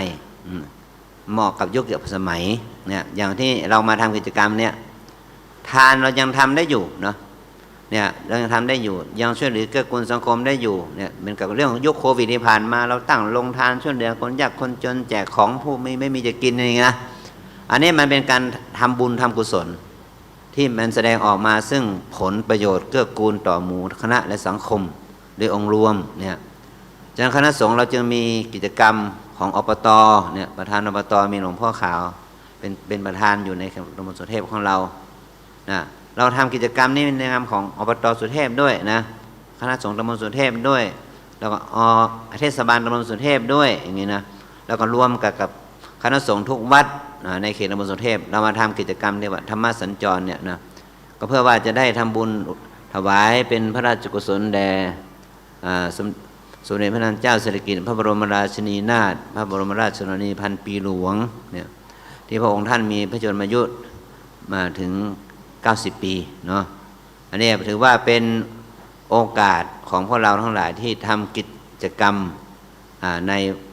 พระศาสนาเพื่อที่จะเชิดชูบูชาบุคคลผู้มีคุณงามความดีที่มีต่อแผ่นดินเนี่ยนี่พระองค์ท่านก็อายุมากแล้วแต่เราก็เห็นอานิสงส์เนี่ยเรามาทำกิจกรรมนี้ก็เลยว่าถวายเป็นเฉลิมพระเกียรติเป็นพระราชกุศลด้วยแต่สิ่งหนึ่งที่เราจะต้องเอามาเป็นต้นแบบอย่างที่กล่าวแล้วนะไม่ว่าจะเป็นสมเด็จพระนางเจ้าสิริกิติ์พระบรมราชินีนาถก็ตามแม้แต่ครูบาเจ้าก็ตามนั้นที่ท่านทำหน้าที่นี้นะเรามาถึงที่นี่แล้วก็ว่าเรามาไหว้ครูบาไหว้บารมีครูบาก็คือไหว้บารมีเพื่อเอาบารมีธรรมเนี่ยมาปฏิบัตินะมาใช้กับชีวิตแล้วจะทำให้ชีวิตของเรานะมันเจริญรุ่งเรืองขึ้นมาได้ด้วยบารมีธรรมเนาะว่าชาตินี้เรามีบารมีอย่างนี้เนาะมีชีวิตวิถีชีวิตอย่างนี้มีเพศมีวัยอย่างนี้มีสติปัญญาอย่างนี้มีความรู้ความสามารถอย่างนี้ได้ทำประโยชน์กับตนได้ประโยชน์กับครอบครัวสังคมแค่นี้เนี่ยเราได้บุญแค่นี้นะแล้วถ้าจะมีชาติหน้าเนาะว่ากว่าพระพุทธเจ้าจะบำเพ็ญบารมีสำเร็จพระพุทธเจ้านี่ดีกว่า20 อสงไขยแสนกับนี่เนาะมันยาวนานมากเลยนะนี่เป็นของพระพุทธเจ้าเนาะบารมีของเราจะชาติต่อไปแล้วมันจะเป็นอย่างไรเนาะความดีที่เราทำในชาติที่แล้วมาเป็นเหตุให้เรามีชาตินี้แล้วความดีที่เราทำในชาตินี้ที่จะเป็นเหตุเรามีความเจริญในชาติหน้าจนกว่าเราจะเข้าถึงพระนิพพานสิ้นกิเลสอาสวะเป็นที่สุดเนี่ยเราจะต้องสร้างสมความดีนี้ไว้ให้แก่ตนเองนะโดยที่ว่าเราสละทุกสิ่งทุกอย่างเพื่อประโยชน์คนอื่นหรือนะความจริงมันไม่ใช่เนาะการทำความดีทุกอย่างเนี่ยมันเป็นการสละเพื่อประโยชน์ตนนะประโยชน์ตนแต่ว่าอาศัยคนอื่นอาศัยสังคมเนาะอาศัยความเป็นไปของชุมชนประเทศชาติบ้านเมืองนั่นแหละเป็นสถานที่ทำกิจกรรมให้เราเองนี่มีโอกาสได้สะสมบุญกุศลนะอาศัยคนอื่นสังคมบ้านเมืองสิ่งแวดล้อมศาสนาความเชื่อมาเป็นเหตุให้เราได้สะสมบุญกุศลคุณงามความดีเนี่ยแต่ความดีนั้นมันไม่ใช่ของใครเนาะของเราเองครูบาทำก็เป็นบารมีของครูบาเนาะเราเองทำก็เป็นบารมีของเรานะบารมีของใครของมันนะบุญนี้ไม่มีขายเนาะอยากได้ทำเองนะ ได้ทำเองทำให้ดีเนาะอันนี้ก็คือการสะสมบุญนำสุขมาให้เมื่อเราทำความดีแล้วเราก็อุทิศบุญกุศลเนาะให้แก่พ่อแม่ปู่ย่าตายายญาติสนิทมิตรสหายผู้ครูบาอาจารย์บรรพชนทั้งหลายที่ท่านได้ล่วงลับดับขันไปแล้วเนาะในช่วงที่ว่าเดือน12เนาะเดือน12ประเพณีเดือน12อุทิศไปให้แก่บรรพบุรุษผู้ล่วงลับเราก็อาศัยบุญกุศลเหล่านี้ได้เพื่อจะอุทิศให้เขามีความสุขความเจริญเพื่อจะได้ไปเกิดในภพใหม่ภูมิใหม่ที่ดีต่อไปเนี่ยบุญกุศลคุณงามความดีนี้นะเป็นสิ่งที่เราทำได้ในพระศาสนานี้คำว่าในศาสนานี้มุ่งหมายถึงว่าตามคำสอนของพระพุทธเจ้านะค คำว่าในศาสนานี้มุ่งหมายถึงว่าปฏิบัติตามคำสอนพระพุทธเจ้าพระพุทธเจ้าสอนเรื่องทานทำทานยังไงจึงจะได้อานิสงส์มากนะก็อย่างที่กล่าวมาแล้วว่าทำทานเพื่ออธิษฐานเพื่อความสำเร็จแห่งมรรคผลเพื่อพระนิพพานนี่แหละจะเป็นทานที่มีอานิสงส์มากคือมันจะเป็นทานบารมีเนาะรักษาศีลก็ให้รักษาศีลว่าเพื่อพระนิพพานด้วยความดับกิเลสที่ว่าสีเลนะสุขติงยันติสีเลนะโภคสัมปทาสีเลนะนิพุติงยันติเห็นไหมว่าศีลที่ข้าพเจ้าที่รักษาเนี่ยเนาะที่พวกเรารักษาเนี่ยให้ได้มาซึ่งสุคตินะสุคติยันตินะคือวิถีชีวิตที่ดีงามเนาะโภคสัมปทาว่ารักษาศีลแล้วย่อมจะทำให้เรามีโภคทรัพย์สมบัตินี่คือมนุษย์สมบัติเป็นต้นนะเนี่ยแล้วก็สีเลนะนิพุติยันติว่าการรักษาศีลเป็นไปเพื่อความสิ้นอาสวะกิเลสเพื่อพระนิพพานเห็นไหมถ้าเรารักษาศีลแล้วก็เพื่อพระนิพพานเป็นที่สุดเนาะเนคขมมะอย่างเนี้ยนะเนคขมมะก็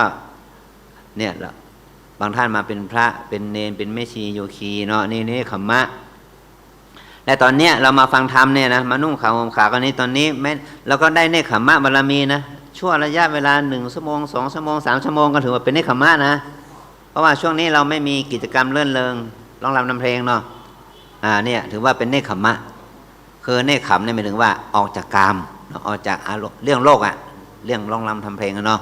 เรื่องกินเรื่องเต้นรำเงี้ยไม่มีเนาะตอนนี้เราอยู่ในภาวะเป็นผู้ทรงศีลเนาะทรงศีลรักษาศีลนี่เขาเนคขมมะบารมีเนี่ย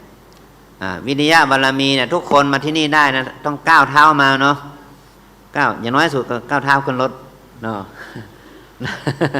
นะถ้าคนไหนไม่ยอมก้าวเท้าขึ้นรถมาไม่ถึงแล้วเนี่ยแสดงว่าเราก็มีวิริยะบารมีละนะมีความเพียรนะวิริยะบารมีว่าตั้งใจนะว่าเราจะไปร่วมกิจกรรมเนาะกับหมู่คณะร่วมกับศรัทธาญาติโยมของวัดเราอย่างนี้เป็นต้นนะนี่มันก็เป็นมีวิริยะบารมีเนาะเนี่ยมาอยู่ที่นี่ก็ต้องขันติบารมีอดทนนะไหมต้องอดทนว่าที่นี่มันไม่ใช่ห้องแอร์นี่เนาะหลายขั้นก็เลยต้องขยันเนาะมันร้อนเนาะมันไม่มีแอร์เดี๋ยวได้ให้พระครูธุระทีละติดแอร์มันร้อนเลยนะแต่อย่างนี้เป็นต้นนะเนี่ยต้องมีขันติบารมีเนาะอดทนนะเนาะอดทนเนี่ยพระวิหารก็โปร่งแล้วนะมันก็ยังร้อนอย่างเงี้ยเนี่ยมันธรรมชาติเนาะธรรมชาติมีขันติบารมีไหมอดทนไหมเนาะมีสัจจะบารมีเนาะเนี่ยเรามาตั้งใจมาแล้วก็มาให้อยู่ครบเวลาเนี่ยอธิษฐานบารมีนะเนี่ยคำว่าอธิษฐานเนี่ยมันไม่ใช่เป็นการไหว้วอนวิงวอนเนาะเมื่อกี้ท่านพิธีกรทางเทศบาลพูดว่าปีนี้เรามีธรรมสัญจรแค่2 ครั้งเนาะแต่ปีหน้าอาจจะหลายครั้งใช่ไหม5-6 ครั้งเลยนะอธิษฐานปีหน้านะว่าปีหน้าถ้าปีงบประมาณใหม่นี้เราจะมีธรรมสัญจรสมมติว่า6 ครั้งนี่เนาะเราจะไปให้ครบทั้ง6 ครั้งนี่เรียกว่าพอเราอธิษฐานใช่ไหมเราก็เดินตามที่ฐานเดินตามที่เราตั้งใจเลยให้ไปทุกครั้งครบ6 ครั้งแสดงว่าอธิษฐานของเราสำเร็จนะนี่บัตรอธิษฐานบารมีมันก็จะเกิดขึ้นเนาะเนี่ยฉะนั้นมีฐานบารมีเมตตาบารมีนี่คำว่าเมตตามิตตะแปลว่าเป็นเมตตาหรือมิตตะนี่แปลว่าเป็นเพื่อนเป็นสหายมีจิตเอื้อเฟื้อเกื้อกูลไม่มีโทสะไม่มีความพยาบาทโกรธเกลียดชังเรามาร่วมกันอย่างนี้เมื่อเอื้อเฟื้อเกื้อกูลกันมีเมตตาจิตเนี่ยมีเมตตาจิตต่อกันและกันมาร่วมกิจกรรมร่วมกันเนี่ยเอื้อเฟื้อเกื้อกูลกันสละเวลาให้กับกันและกันเนี่ยเมตตาบารมีเนี่ยแล้วอุเบกขาบารมีคืออะไรอีกเนาะ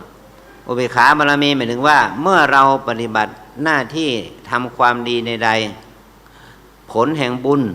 ที่เราได้ทำมันก็เอื้อให้เราได้รับอานิสงส์ของบุญนั้นตามกำลังบุญของเรานะคือว่าไม่อยากได้มากไปกว่ากรรมที่เราทำนะกรรมเราทำเนี่ยบุญกุศลที่เราทำมันจะให้ผลแก่เราตามฐานะแห่งบุญเราได้ทำบุญอย่างไรเราจะได้อานิสงส์ตามฐานะแห่งบุญนั้นเรายอมรับความเป็นจริงของเราว่าเรามีความดีอย่างนี้เราได้ประสบความสำเร็จในชีวิตอย่างนี้ก็เป็นไปตามบุญของเรายอมรับความเป็นจริงเรียกว่าไ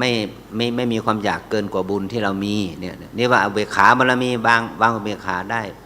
ทำใจได้นะท ถ้าเราอยากจะได้มากกว่านี้เนาะอยากจะได้ประสบความสำเร็จชีวิตมากกว่านี้ก็ทำบุญมากกว่านี้เนาะทำความดีมากกว่านี้นะสร้างบารมีมากกว่านี้เสียสละมากกว่านี้เนาะ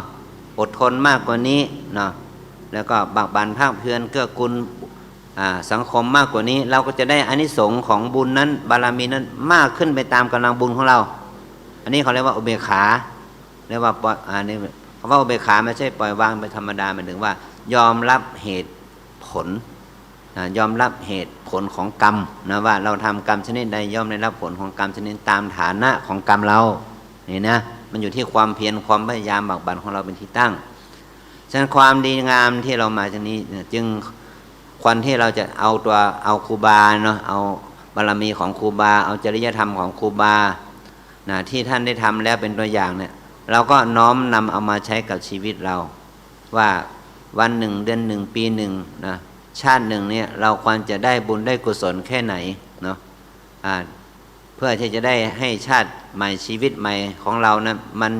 เจริญขึ้นกว่าเดิมดีขึ้นกว่าเดิมเนาะแล้วก็มีเป้าหมายที่ชัดเจนก็คือโพธิญาณ3ระดับเนาะสาวกะโพธิญาณปัจเจกโพธิญาณแล้วก็สัมมาสัมโพธิญาณว่าเราต้องการจากโพธิญาณไหนเราต้องการเป็นพระพุทธเจ้าพระสัมมาสัมพุทธเจ้าหรือต้องการเป็นพระปัจเจกพุทธเจ้าหรือว่าต้องการเป็นสาวกะคือเป็นสาวกของพุทธเจ้าพุทธะทั้ง3ประเภทนี้ย่อมสำเร็จได้ด้วยบุญนะด้วยบุญเท่านั้นนะเนี่ยบุญตัวนี้ก็เรียกว่าบารมี30ทัศนี่แหละนะขั้นสร้างบารมีทุกอย่างก็คือสร้างบุญเนาะ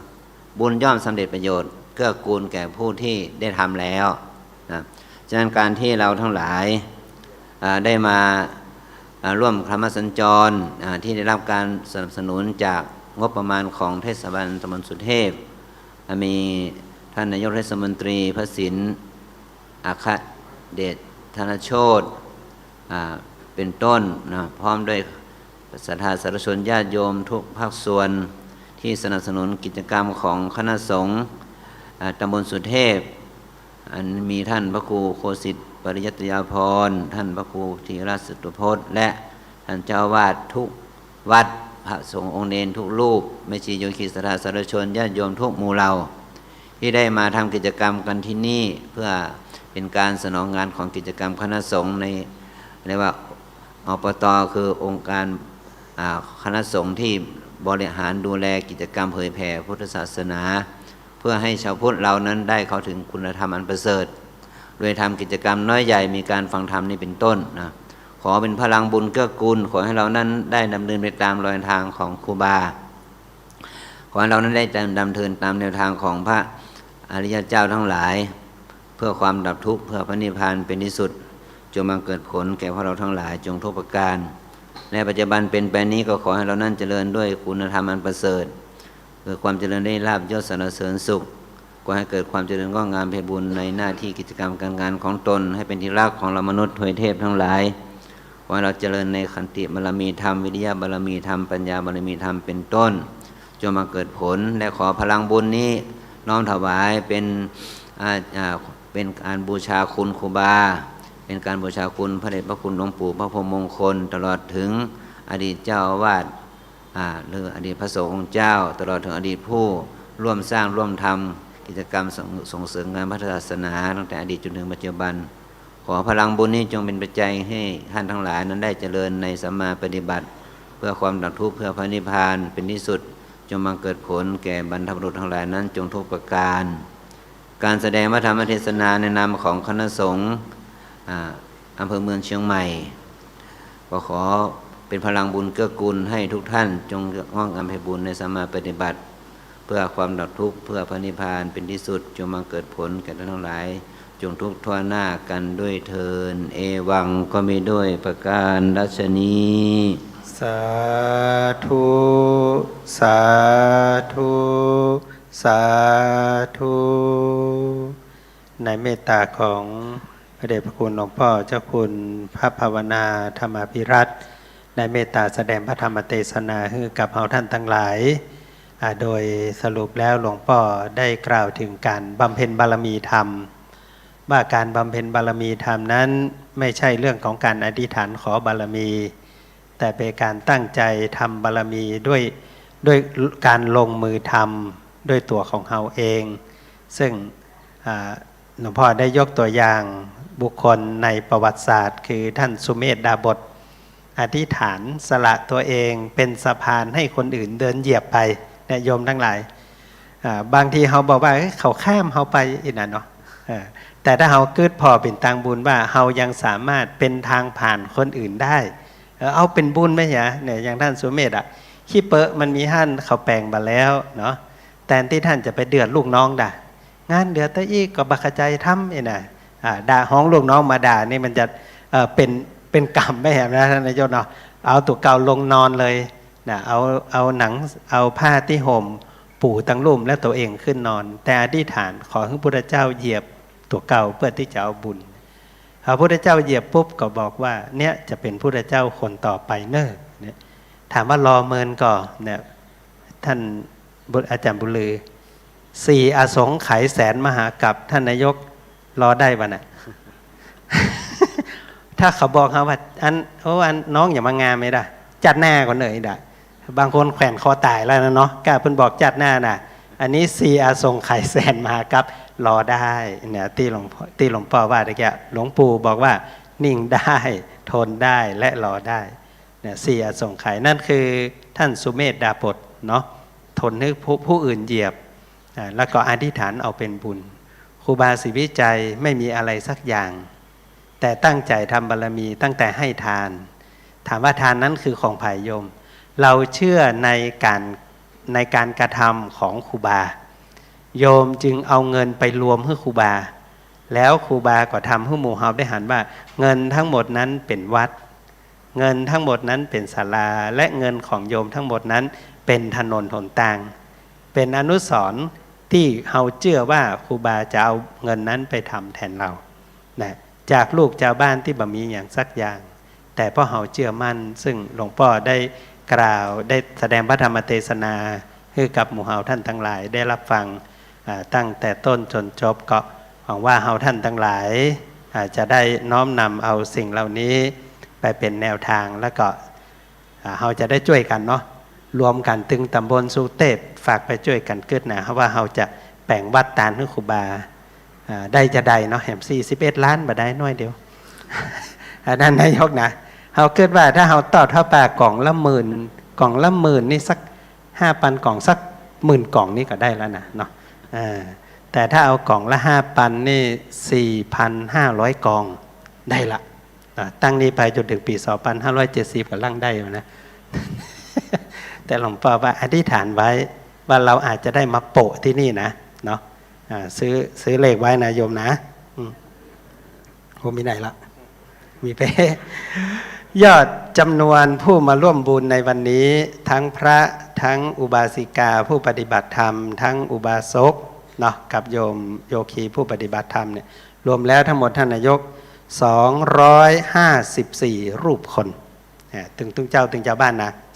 254นะได้กันเต้ทั้งหมด 27,947 บาทนะ27,947 บาทซึ่งเราจะได้รวบรวมน้อมถวายเป็นกันเต้โดยเราจะได้เจอนิมนต์และก็เจริญพรตัวแทนของหมู่เฮาท่านทั้งหลายเข้าน้อมนำถวายหมู่เฮาก็อนุโมทนาแล้วก็จะได้รับพรในโอกาสต่อไปขอเจริญพรพิธีกรของทางเทศบาลค่ะลำดับต่อไปนะคะก็เป็นการลำดับต่อไปนะคะก็เป็นการถวายไทยธรรมบูชากันเทศนะคะขอกราบนมัสการพระครูโคสิทธิ์ปริยัตยาภรณ์เจ้าอาวาสวัดป่าแดงมหาวิหารเจ้าคณะตำบลสุเทพเขต 1ค่ะเข้าประเคนกันเทศอันที่1นะคะลำดับต่อไปขอกราบเรียนเชิญนายกิติพงษ์พับพาทองนะคะถวายกันเทศอันที่2นะคะและขอเชิญคุณชนิดาเอกชัยพัฒนากุลนะคะตัวแทนผู้แทนบุญทีครูบาเจ้าศรีวิชัยนะคะประเคนพานดอกไม้ค่ะเป็นอันที่3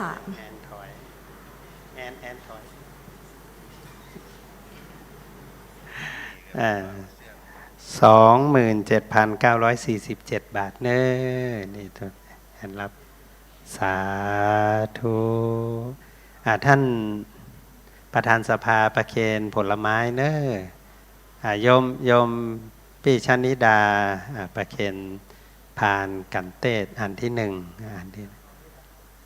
เอาผลไม้ก่อนท่านประธานสภาเนี่ยเป็นตัวแทนเราท่านทั้งหลายญาติโยมปนมมือเนอะเอาบุญด้วยกันอันนี้เป็นตัวแทน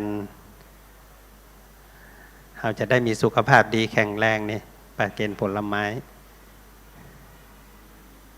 อันนี้มีกินอันนี้จะได้ประเคนปัจจัยโยมพี่ชนิดาอันนี้ถวายปัจจัยทายธรรมอันนี้จะได้มีใช้ตลอดไปโยมสาธุขึ้นพร้อมกันเนอะสาธุสาธุสาธุ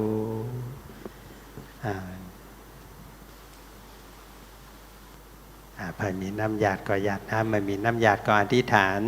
ในจิตเอาเนอน้อมจิตน้อมใจรับพรแล้วก็หยาดน้ำแผ่บุญแผ่กุศลเมื่อหลวงพ่อได้ให้พรเอาท่านทั้งหลายยะถาวาริวหาปุราปริปุเรนติสาคารังเอ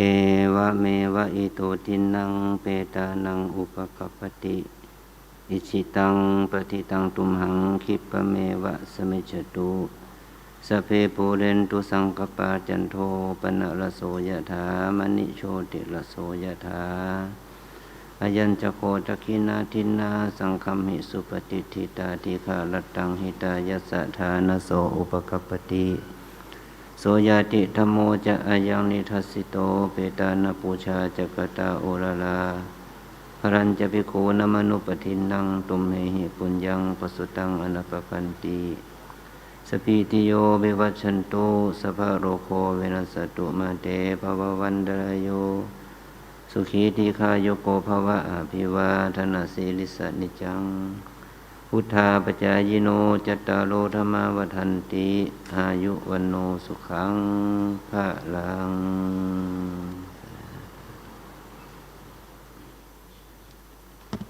อายุวันโนสุขังพลังนะเนอ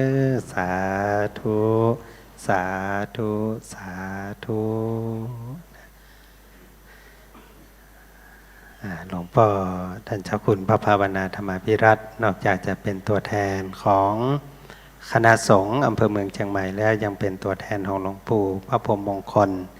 ที่ได้สานต่อเจตนาในการแปลงวัดแปลงพระวิหารแห่งนี้แล้วก็จะได้น้อม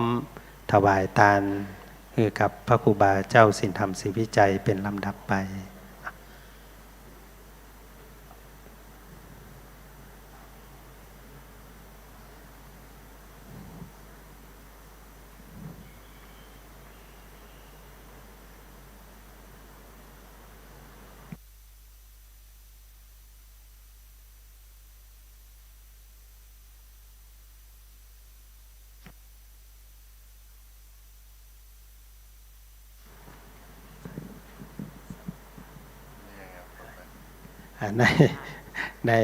ในโอกาสนี้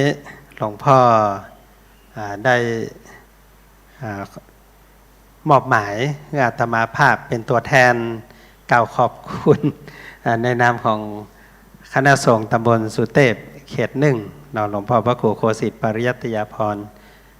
ขออนุญาตไปอยู่ทางกลางหลวงพ่อว่าวันนี้เสียงไม่มีแต่ขีดเดียวอยู่นะ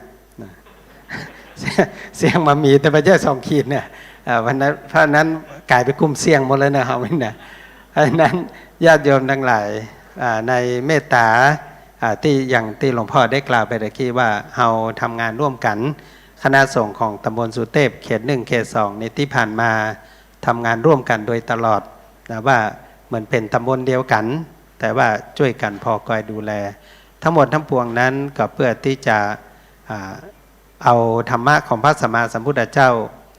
ได้เวียนไปตามวัดวาอารามต่างๆเพื่อให้เราได้มีโอกาสไปเยี่ยมวัด1ไปเยี่ยมวัดตัวอันที่2ไปเยี่ยมพี่น้องชาวบ้านตัวท่านพระครูปัญญาเก่าตะกี้ว่ามามีโครงการก็บ่มีโอกาสมันมาปะกันบ่ได้บ่ได้จากกันเพราะนั้นการมีโครงการธรรมสัญจรทำให้เราได้ไปเยี่ยมพี่เยี่ยมน้อง สมัยก่อนไปหากันง่าย แต่ประเดี๋ยวพอรถลามันนักขึ้น การจะข้ามแค่ฝั่งช่างทองไม่เอาไม่ห้วยทรายนี่ก็จัดยากละเนาะจะมาวัดศรีโสดาก็จัดยาก แต่ความฝันอันหนึ่งเหมือนสมัยหนึ่งถนนเส้นนี้มามีเนาะคนมาที่นี่ก็มาตึกห้วยแก้วเพราะฉะนั้นถนนที่เรามาเนี่ยชื่อถนนห้วยแก้วเพราะมันมาตึกนี้ตั้งอันไปดอยสุเทพก็ต้องไปตังหลังมอชครูบาศรีวิจัยเปิ้นหันละว่าที่นี่มันต้องเป็นหนทางนั้นความฝันที่เปิ้นเกิดไว้ที่หลวงพ่อว่าเขียนว่าเป็นอธิษฐานทำว่ามันต้องแล้วก็เพิ่งก็แปลงจนแล้วแล้วก็วันนี้ก็เฮาได้ใจตามที่แรงอธิษฐานซึ่งความกรรมอธิษฐานอันหนึ่งของตำบลสุเทพเฮาที่นายกกล่าวไว้ตะกี้ที่หลวงพ่อได้กล่าวไปก็คือถนนเส้นนี้มันเป็นถนนที่จังหวัดเชียงใหม่อยากจะให้เชียงใหม่เกิดถนนเส้นทางวัฒนธรรมที่อื่นทำยากแต่ตำบลสุเทพเนี่ยทำง่ายทำง่ายเพราะว่าวัดศรีโสดาอยู่หลังครูบาศรีวิจัยมีพระเนน200-300 รูปซึ่งครั้งหนึ่งทางวัดศรีโสดาเนี่ยได้จัดกิจกรรมว่าเฮาแบบปล่อยลงไปเลยละก็คือใครอยากไปกี่โมงก็ไปนี่เบาเพิ่งกับทางวัดก็เลยได้ดำเนินการว่าลองให้พระเนนลงมาครั้งละ20 ตน20 ตนเดินเลี้ยงกันลงมาเลยแล้วแกมสักก้ามก็ปล่อยลงมาทีละ20 แล้วก็ไปจนไปเต้ากันนะไม่ใช่ว่าลงมาตึกครูบาลังไว้ปิกนี่ไม่เอานะ20 ตนนี่คือต้องเดินถึงสวนลูกชาติหรือหน้ามอชแล้วก็ถึงจะวกกลับเขาก็จะเห็นพระสามเณรเนี่ย20 รูปถ้าสามารถทำอย่างนี้ได้การมาตักบาตรในเส้นทางนี้ซึ่งมีคนมาแล้วทุกวันก็จะกลายเป็นแห่งภาพหนึ่งที่งดงามเฮาขาดอย่างเดียวก็คือการจัดระเบียบในการใส่บาตรซึ่งหลวงพ่อบางเพิ่นจัดระเบียบว่านั่งตรงริมกำแพงเน้อไม่ใช่แล้วก็ฝั่งเดียวไม่ใช่2 ฝั่งเนาะคือถ้าเฮาบาจัดระเบียบเนี่ยมันไผข้ายืนตรงไหนก็ยืนไปบางทีก็อยู่ฝั่งโน้นบางทีก็อยู่ฝั่งเพเนาะแต่ถ้าเฮาจัดระเบียบกันแหมน้อยหนึ่งแต่มาเชื่อว่าถนนเส้นวัฒนธรรมที่เฮาจะเป็นอนุสรณ์ตามนึกครูบาศรีวิจัยแล้วอาหารที่ใส่บาตรตำบลสุเทพเนี่ยการันตีโดยนายกเนี่ย อาหารปลอดภัยไม่ใช่ใส่แล้วตู้เจ้าเป็นโรคความดันเบาหวานนะไม่เอานะเพราะนั้นอาหารที่นี่ต้องปลอดภัยโดยเบื้องต้นได้คุยกับทางเทศบาลกับตัวแทนของตำบลนี้ที่ว่าเขาอาจจะเอาพี่น้องในตำบลสุเทพเขาเนี้ยไผ่ที่ทำอาหารเก่งๆสลับสับเปลี่ยนกันแล้วก็ทำอาหารเขาจะทำก็ต่อเมื่อที่สั่งทำมีออเดอร์เนาะสมมติว่าวันเกิดหลวงพ่อเจ้าคุณวัดศรีโสดาจะใส่บาตร108 ชุดเนี่ยก็ตำบลบ้านห้วยแก้วทำ108อาหารลำๆเนาะเป็นอาหารที่ดีๆอันนี้สมมุติมาได้แล้วก็หลวงพ่อเจ้าคุณภาวนาจะใส่บาตรนี่เนาะหลวงพ่อนี่ต้อง500 รูปหมดเพราะมีคณะญาติโยมเราก็มาเลี้ยงกันใส่บาตรนี่เนาะมันก็จะเป็นภาพที่งดงามแล้วคนเอารถมาจอดในวัดนี้มาจอดที่ลานนี้แล้วก็ออกไปจะไปยืนเรียงทั้งนอกหรือจะนิมนต์ทุกเจ้ามาอยู่ที่นี่แล้วก็รับบิณฑบาตเดินลงนี่อันนี้เป็นการที่จะจัดการร่วมกันต่อไปซึ่งทั้งหมดนี้จะเป็นส่วนหนึ่งของถนนเส้นทางวัฒนธรรมของตำบลสุเทพแล้วก็จะเป็นถ้าเราสามารถทำได้เนี่ยนอกจากการถวายเป็นพุทธบูชาคุณครูบาศรีวิจัยแล้วก็ยังเป็นการสร้างงานเนาะแล้วก็พัฒนาที่นี่ให้กลายเป็นแหล่งท่องเที่ยวในเชิงวัฒนธรรมนะโดยมันจะไปโดยอัตโนมัติซึ่งในอนาคตเราหวังว่าจะเป็นอย่างนั้นแต่ที่สำคัญในอันหนึ่งก็คือเราจะแปลงวัดเราจะแปลงที่นี้ตามนึกครูบาศรีวิจัยด้วยกันเนาะซึ่งจะว่าจากนี้ไปจนถึง 2,570 41 ล้านน่าจะป้นเนาะ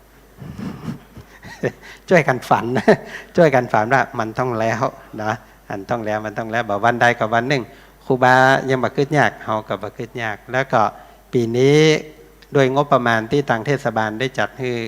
ทางคณะสงฆ์ทางเทศบาลทางหมู่บ้านเฮาก็ได้จัดกิจกรรมครบ2 เตื้อเป็นที่เรียบร้อยแล้วแล้วก็ที่หลวงพ่อเจ้าคุณได้กล่าวไปตะกี้ว่าทางเทศบาลมีท่านนายกว่าปีต่อไปอาจจะเพิ่มงบประมาณนักขึ้นแล้วก็ทำให้เฮาท่านทั้งหลายมีโอกาสไปมาหาสู่กันในนามของโครงการธรรมสัญจร ปีนี้ตำบลละ1ปีหน้าอาจจะตำบลละ3ปีหน้านะแล้วก็หลวงพ่อเจ้าคณะอำเภอ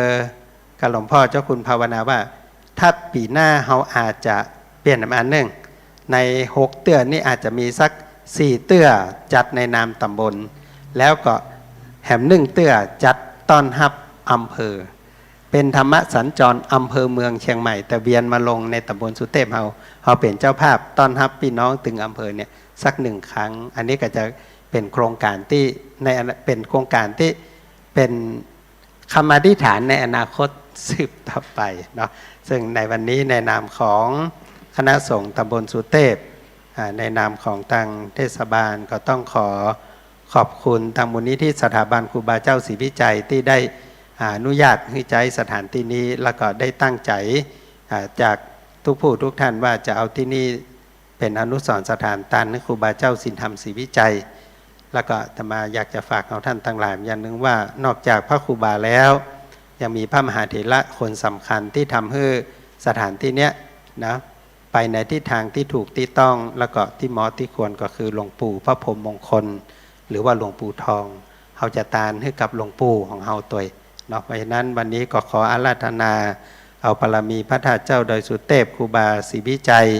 บารมีของครูบาอาจารย์มีหลวงปู่พระพรหมมงคลหลวงปู่ทองเป็นต้นเป็นประธาน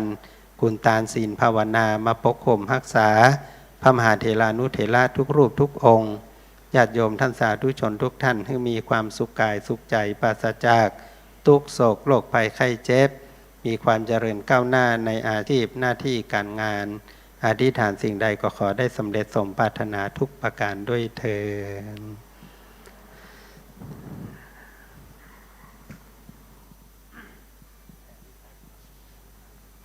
ญาติโยมแผ่เมตตาด้วยกันครับเนอะอิตังตานากัมมังนิปปานาปัจจยโยโหนตุอิตังศีลากัมมังนิปปานาปัจจยโยโหนโนนิจังอิตังภาวนากัมมังตุโนนิจังยังกินจิกุสาลังกาตาปังกัมมังหิกาเตหิกาตังปุญญังโนอานุโมตันตุสุนันตุพนโตอาสามิงทานเนอาติคาตาติคายุกาสตาหนตุสัตตานุอัตตานังปาริหารันตุมาตาปิตาสุขิตาหนตุตุกัปสัพเพยาตากาสุขิตาหนตุตุกัปปะมุนสัพเพอะยาตากาสุขิตาหนตุตุกัปปะมุนสัพเพปิสาสัพเพยัคขาสัพเพเปตาสุขิตา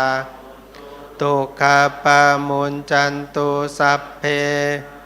ตาสุขิตาหนตุตุกัปปะมุนจันตุสัพเพเตวาหนตุตุกัปปะมุนจันตุสัพเพอาจาลิญูปัจฉัยยะหนตุตุกัปปะมุนจันตุสัพพะสัมปตินังสามิจันตุโวหันหน้ามาทางพระมหาเถระเน้อน้อมหัวลงเล็กน้อยวันตามิพันเตสัพพังอาปาราทัง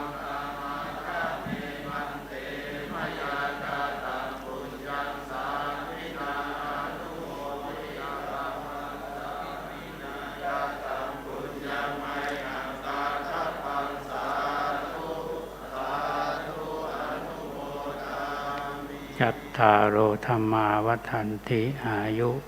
วันโนสุขังพระลัง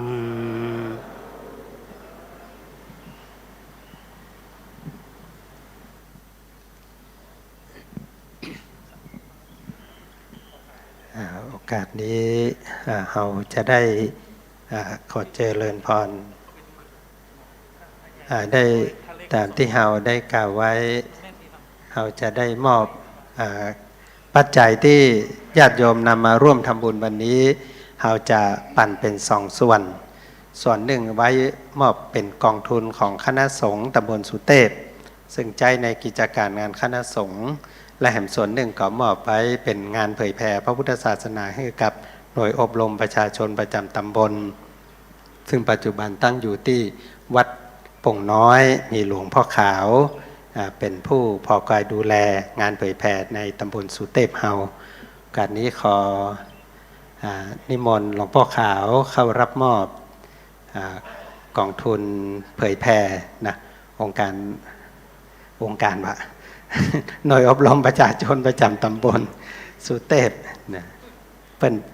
ของทุกเจ้าเป็นอปตนะถ้าเป็นของชาวบ้านถ้าเป็นการบริหารเป็นอบต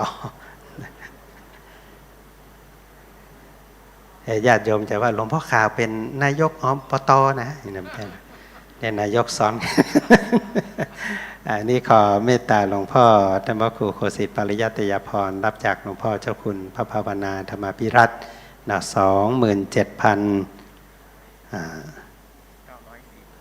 27,947 บาทนะ227,947นะแล้วหลวงพ่อมอบถวายหลวงพ่อขาว 5,000 บาทเป็นกองทุนในการเผยแผ่ครั้นี้ก็ขอญาติโยมท่านสาธุชนทั้งหลายหลวงพ่อเจ้าคุณพระภาวนาธรรมภิรัตน์ได้ถวายกันเทศคืนร่วมใจนี่ ญาติโยมสาธุกับหลวงพ่อด้วยกันเนอสาธุสาธุสาธุถ้าบะเก่งใจจะได้ขออาราธนาหลวงพ่อเป็นประธานใจนี้ ได้โอกาสนี้เราจะได้กราบลาพระรัตนตรัยแล้วก็ร่วมร้องเพลงสรรเสริญพระบารมีแล้วก็จะได้เดินทางกลับต่อไปโอกาสนี้ขอเจริญพรท่านนายกเป็นตัวแทนของประธานในพิธีได้กราบลาพระรัตนตรัยขอเจริญพรท่านนายกเนอะ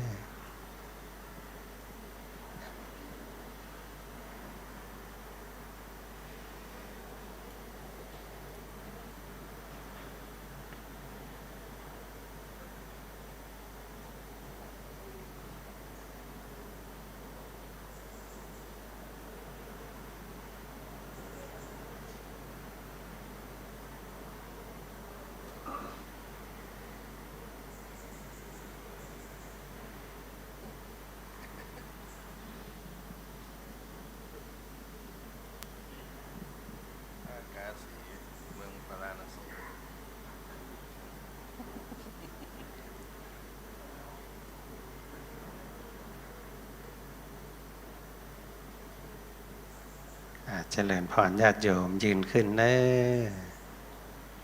จะได้ร่วมกับท่านนายกร้องเพลงสรรเสริญพระบารมีร่วมกัน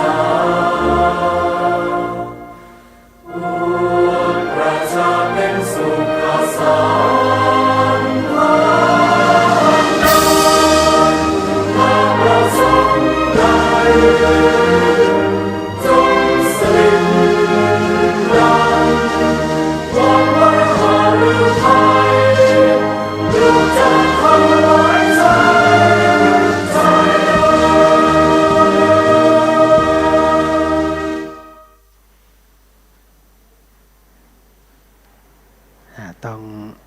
ขอบคุณดังท่านนายกแล้วก็ขอบคุณพ่อแม่พี่น้องศรัทธาทุกผู้ทุกท่านที่ ท่านทางเทศบาลได้จัดรถรับส่งพ่อแม่พี่น้องศรัทธาก็ได้จะรถรับส่ง แล้วก็ในโอกาสนี้ขอเจริญพรโยมพี่ชนิดาเอกชัยพัฒนกุลเป็นตัวแทนของมูลนิธิเข้ารับมอบกันเตศจากหลวงพ่อกำเนิดพ่อเจ้าคุณ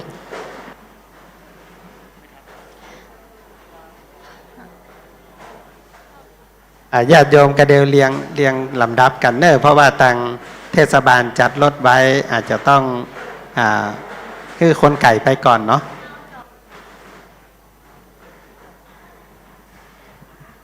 ครับก็เดี๋ยวพ่อแม่พี่น้องนะครับที่จะปิกบ้านปิกจองโดยเฉพาะพี่น้องวัดช่างทองนะครับเนื่องจากว่าวันนี้นะครับเอามากันหลายนักหลายหนานะครับรถมันแบบปอเนาะนะครับก็เดี๋ยวเขาก็ค่อยๆทยอยกับปิกครับเดี๋ยวอาจจะมีรับเที่ยว2 เที่ยว